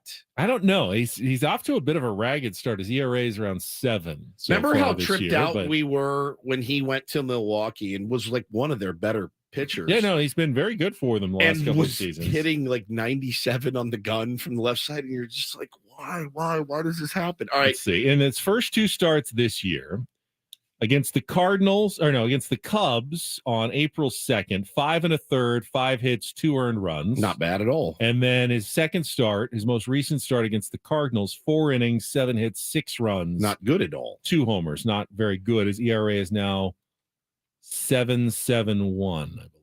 Okay. That's not great, but we've not you just don't know what to expect. You like the lefty in there, Ben, because you got Manny and you've got Bogarts and Cruz is probably Nelly's going to be back hitting well, in there. so he got to start against a right-hander. We didn't mention that, but he got to start against a right-hander for the first time last night. Yep. He only other time he was against a righty was when Manny got ejected. But he was 2 for 3 with a home run against Colin Ray apparently, and Matt Carpenter was 0 for 4 with a couple of strikeouts. So riding a hot hand, riding matchups, and Matt Carpenter, other than that 3-run home run, he's been scuffling a little bit at the plate lately. So, maybe Nelson Cruz getting a few more at bats. So I would definitely expect him to be the DH tonight against Lauer. So what do you think? Nelly Cruz has been such a delight. I love Nelly Cruz. Look at Nelly Cruz, actually. I think we all agree expectations are pretty low for 42-year-old you're bringing in on a $1 million contract, but he's put together some good at bats. Yes, I like that dude, man. I like that guy a lot. Always have. 5.5. Let's set the number. 5.5 innings, or you want Ks. runs allowed? Ks. Strikeouts. Yeah. Oh, strikeouts. Let's see. I'm going to go. Let's see. At 4 and 6 in his first 2 starts. Now, look at me. I should be a handicap. Padres struck out 13 times last night, though, against Colin Ray and company. I'm going to go the over. You take the over? Yeah. All I right. mean, even if he strikes out 7, Padres could still score 5 or 6 runs against him. Oh, yeah, absolutely. I'll take the strikeouts. I'll take the under. Strikeouts are no longer the be all end all of No. having a good or a bad day in Major League Baseball. Just a You go- fun former Padre. You go 2 against, for 4 with a double, a single, 3 RBIs, and 2 strikeouts. You had a good day. You can No strike doubt. out twice and still have a really good day in Major League Baseball nowadays. No question about it. No question about it. So, game tonight. Excited. Going to be there with. I think we're all going to be there tonight. So, if you see us, make sure you say. City Connect jerseys. Are you wearing your City Connect jersey? I don't wear a City Connect jersey. I will do anything for you to wear it. Don't really look good in those colors, I don't think. Please wear it. I don't have one. You do? I gave it to my son. He likes it. He loves it. Well, you can get it back. I He guess didn't I move could. to Nebraska. You can just go in his closet and Might get have it. spilled something on it. I don't know. Just go get it. Will you wear it? He'll probably be wearing it. Is he going? Maybe. I don't even know the final lineup for our seats tonight, so I hear I you. just tag along pretty much. We should also do over under innings. How long I make it with my 2 children? I'm surprised. I'm surprised you haven't left already. I'd be surprised if you make it there, honestly. No, we'll make it. We're definitely You'll going to be make there. it to the little diamond out in Gallagher Park. Because we actually have seats. Okay. For once, we have seats. And we're going to sit in seats, and they're going to enjoy watching baseball tonight. If it kills them, they're You're going not to. going to Beer Fest with the kids. Is it Beer No. Fest or is it wine? What is tonight? Do I you don't know. Usually Fridays is Park of the Park, Gallagher Square before the game. No, we're going to go One of to those. a little tailgate, and then we're going to go in, and we're going to watch this baseball game. I'm going to stay as long as I feasibly can. 4th inning. Won't find you in the 5th. Probably. That's okay. not. Good things happen when Woods leaves baseball games early. It really does. established that. Yeah, it does. Exactly what the Padres need to get All going. right, so you have to leave when Eric Lauer's got 6 strikeouts through 3 innings and like He's 1 gone. hit. And then Woods, the we're gonna need you Padres to score a take off. 5-run inning when Woodsy's on his way home listening to Jesse. I would love nothing more than just to come out and just knock him out in the first. Just pound those guys, get into that bullpen. And, their bullpen's really good, actually. Like they were talking about on the broadcast last night, how the one guy had like a 4.16 that came in. He's the one that had an ERA. He was unbelievable. He looked so dirty. I'm like, good Lord. All right. Somebody tweeted us last night that we could poach Devin Williams. I said, my friend, I don't think a first place team is going to be looking to unload a Devin Williams type. He doesn't make a lot of money. That is true, but I don't think they're going to be looking to move him the anytime Brewers soon. playing well is not necessarily the worst thing, because if they all of a sudden started selling off of Corbin Burns, no guarantee that the Padres get him. That's the other There are thing. teams like, the Dodgers Yes. or others that could be going after him, and you don't necessarily want to face him in the playoffs because he's really, really good. I think we're seeing him on Sunday, which is why you want to win, tonight and tomorrow, because you can play well and still not beat Corbin Burns on Sunday. You don't want to do worse than a split against the Brewers. Makes these next 2 kind of important for the Padres. No question about it. So we'll see. We'll see what happens tonight. Looking for Walker to build on what he did last time. He was really, really good. And I believe it was Campy that caught him. So I would assume that it will be Luis Campusano behind the dish. I'll say 99.9% chance it's going to be. It's a good point. You definitely want to keep that team together of Campusano and Waka because they've worked well together already, and I do believe Bob Melvin believes in that. And then did Seth Lugo work with Campy as well? Because he's supposed to pitch on Saturday. Maybe the reason why Nola started last night and surprised everybody is back-to-back. that it's possible that Campy goes back-to-back on Saturday and Sunday, or Friday and Saturday. That could be the case. It's almost like you hear they're going to split, and you're like, okay, well, Nola's going today. That means Campy has to go on Friday, and then that means Nola has to go on Saturday. But Nola will probably pitch Sunday because Darvish is pitching on a day game after a night game. So it'll be Nola Sunday. My guess it would be Campy both Friday and Saturday, so Nola doesn't have to do the night game Saturday followed by the day game on Sunday. I don't know. I can't get into Bob Melvin's head. Bob Melvin makes his own decisions. He does, and he's done it well. Better than we have. All right, we got our flubs of the week coming up. Wrap things up first to check of traffic here on 97.3 The Fan. From the Premier Cadillac of Carlsbad Traffic Center, part of the Premier Auto family, here's Kelly Danick. Traffic is sponsored by Insperity. Not a bad wrap-up for our morning drive. Everything seems to be moving pretty nicely. Got this one crash, the westbound 56 at Carmel Country Road. It's over the right shoulder. And guys, just a reminder, eastbound lanes to 78 remain blocked from El Camino Real to College for that sinkhole repair. So they don't expect to have that remedied until at least April 26th, but we will keep you posted on that. Providing scalable HR services, access to better benefits, payroll, and HR technology for over 35 years. Insperity's mission is to help businesses succeed so communities prosper. Insperity, HR that makes a difference. Visit Insperity.com. I'm Kelly Danick with Ben & Woods, San Diego's #1 sports station, 97.3 The Fan. Who knows? This could be your last Padres game going as Mr. and Mrs. Woods. Tonight as well. So enjoy those 3 innings while you're down there, because one Jake Cronenworth seems to be moving ever so closer. He's not creeping toward one Hannah Nancaro Woods. Stupid. I hate this. This much talked about relationship that doesn't exist could be going to the next level. It's not. What are you talking about? Well, you know, we asked Jake just the other day when we had him on. Have you made are you going to make a big purchase? Have you made one yet? And you talked him into, you need a house. You're going to be here for a while. Yeah. You said about, a real estate agent who would be interested. Well, he was talking with Annie Heilbrunn yesterday, and here's what Jake was saying. I still got to buy a house. You know that there is an agent out there that really... There's an agent out there. And I know she wants my business. What's that? She does what? She wants your business. Your real estate business. He wants all the business. This is what he means is all the business. Real estate business. Real estate business.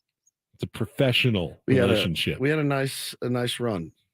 We did. Paul, you were on Tinder before. You've already said Tinder? You don't have the patience to be a T-ball coach. You know who does? Jake Cronenworth would be an outstanding Yeah, but he doesn't T-ball have the coach. time to do it. He can't do it. Got practice and games and stuff. He also can't bathe the kids. He can't make their lunches every night. He's working. I think he has the skill set to do those things. Oh, I don't think there's any question. He'd be a great stepfather, and I would fully understand. I fully get it. All right, if you're new to Ben & Woods, we spend a lot of time. Paulie pulls all of the mistakes that we make over the days, weeks, months, and years, and we just kind of put them together into a. We've trimmed the fat over the last few years, but there's always 4 or 5 minutes that we like to play at the end of the week to show our complete ineptitude at doing this job. We call it the flubs of the week. Sit down at a California-style blackjack table or play some Texas Hold'em. Book a solar battery installation. Wow. Book a solar What is battery installation? Tatis has paid the big bucks to be our shard. Damn it. I have done it again. I haven't heard much. The organization, Bob Melvin. Who is Bob Meller? Because Penske Lincoln's Dong Days of Summer sales event is on right now. Benny and Call, a public safety power shutoff. The meteorologist at STNG, I'm in trouble too. The ump show is starting in 4 minutes. Stu We gotta go. Let's go, babe. Sherwater's behind the dish. Come on. Dish. And of course, San Diego State taking on number 14 Yuha on Yuha. Ring it. All right, we'll play this audio for you. Guys. Gnarly. It's gnarly. Out of St. Louis, California. First hour of Ben & Woods. Glad to have you with us on Wednesday morning. Glad to have you with you. Wherever we are. And both times, Austin Nolan drove in the one run. Who is Austin Nolan? Browns, Bengals, Ravens, 3-2-2 teams in that division. Ballast Point Beer, the official craft beer of the San Diego Padres, at Ballast Point in Little India. He's not 35. But he will be before the contract is done. What is the contract? Holiday season is almost here. 30 days, half September. And that is do this for a Wednesday. Don't. Ben & Woods, back after a check of traffic on 97.3 Fan. He's got the 5th most wins coaching time, all-time coaching. Fifth most, yes. February 12th, State Farm Stadium in Glendale, Arizona. State Farm Stadium. That's not what I heard. That's not what I heard either. Our first sound from Padres Spring Training 2013. Here we go, 2013. I think when a veteran pitcher is having some success with Wow. those numbers. 6-year history of Major League Rugby. I'll give What you is rugby? Sam Springtake, San Diego's #1 sports station, 93 The Fan. We're just talking about Landon Jonovan. Who is Landon God. Jonovan? All right, back after a check of traffic here on 91.37 The Fan. Wow. Almost the entire 97.3 The Crew is coming out. And then, of course, Joe Darvish and the kettlebell Joe on the toe. Darvish. Paul Reindl. It's our executive producer, YouTube director. What's the director? He's a director. That's all, folks. We got a little more breaking news here from the NBA. They have just fined the Dallas Mavericks $7.5 million dimes or $750,000 for their tanking scheme at the end of the season. I don't know. If you're Mark Cuban, you probably go, all right, I'll pay it. That's fine. I'll pay that. $750,000. They violated the league's player resting policy and demonstrated through actions and public statements the organization's desire to lose the game in order to improve their chances of keeping their first-round pick in the 2023 NBA draft. It's one of those things that's like It's very hard to prove. It's hard if you to play prove, the game, but isn't it fairly obvious? It is incredibly Yes, obvious. incredibly but obvious. the mistake wasn't that the Dallas Mavericks lost; it's that they didn't even try to hide what they were doing. Right. They were just blatantly obvious about their desire to lose a game. Well, they still had a chance to make the playoffs, by the way, at the end of the season. And I think that's what really, I mean, that would be irritating to me as a fan. It'd be very irritating. Even if you know you're going to get bounced. Even if you know it's probably better off your team keeps the draft pick. I get it. Still would like to see my team in the playoffs. Me and you both. That's the integrity of the game, Benjamin. I mean, they sell us in any sport. They sell us on the dream. Hey, you get into the playoffs. Anything can happen. You can make a run. Look at the And the Aztecs. Dallas Mavericks are saying, we don't believe in that dream. We believe that unless you are loaded and have one of the better teams, there's no point. They're basically saying what Charles Barkley said. And they're right. You're kind of a fool for watching the early rounds of the NBA playoffs because you with those play-in teams, those 8 and 7, 6 seeds, you got no chance against teams like the Milwaukee Bucks. Right. You're not going anywhere. What's the point of this first month and a half of the playoffs? Need to issue a correction. The Saturday's a day game, actually. We're actually going to miss Burns. Oh, this it time. is a day Saturday, game. 105 now. Oh, that changes the equation on the catching a little bit. Yep. Well, we'll see what Bob Melvin or Bob Meller. Bob Mellon.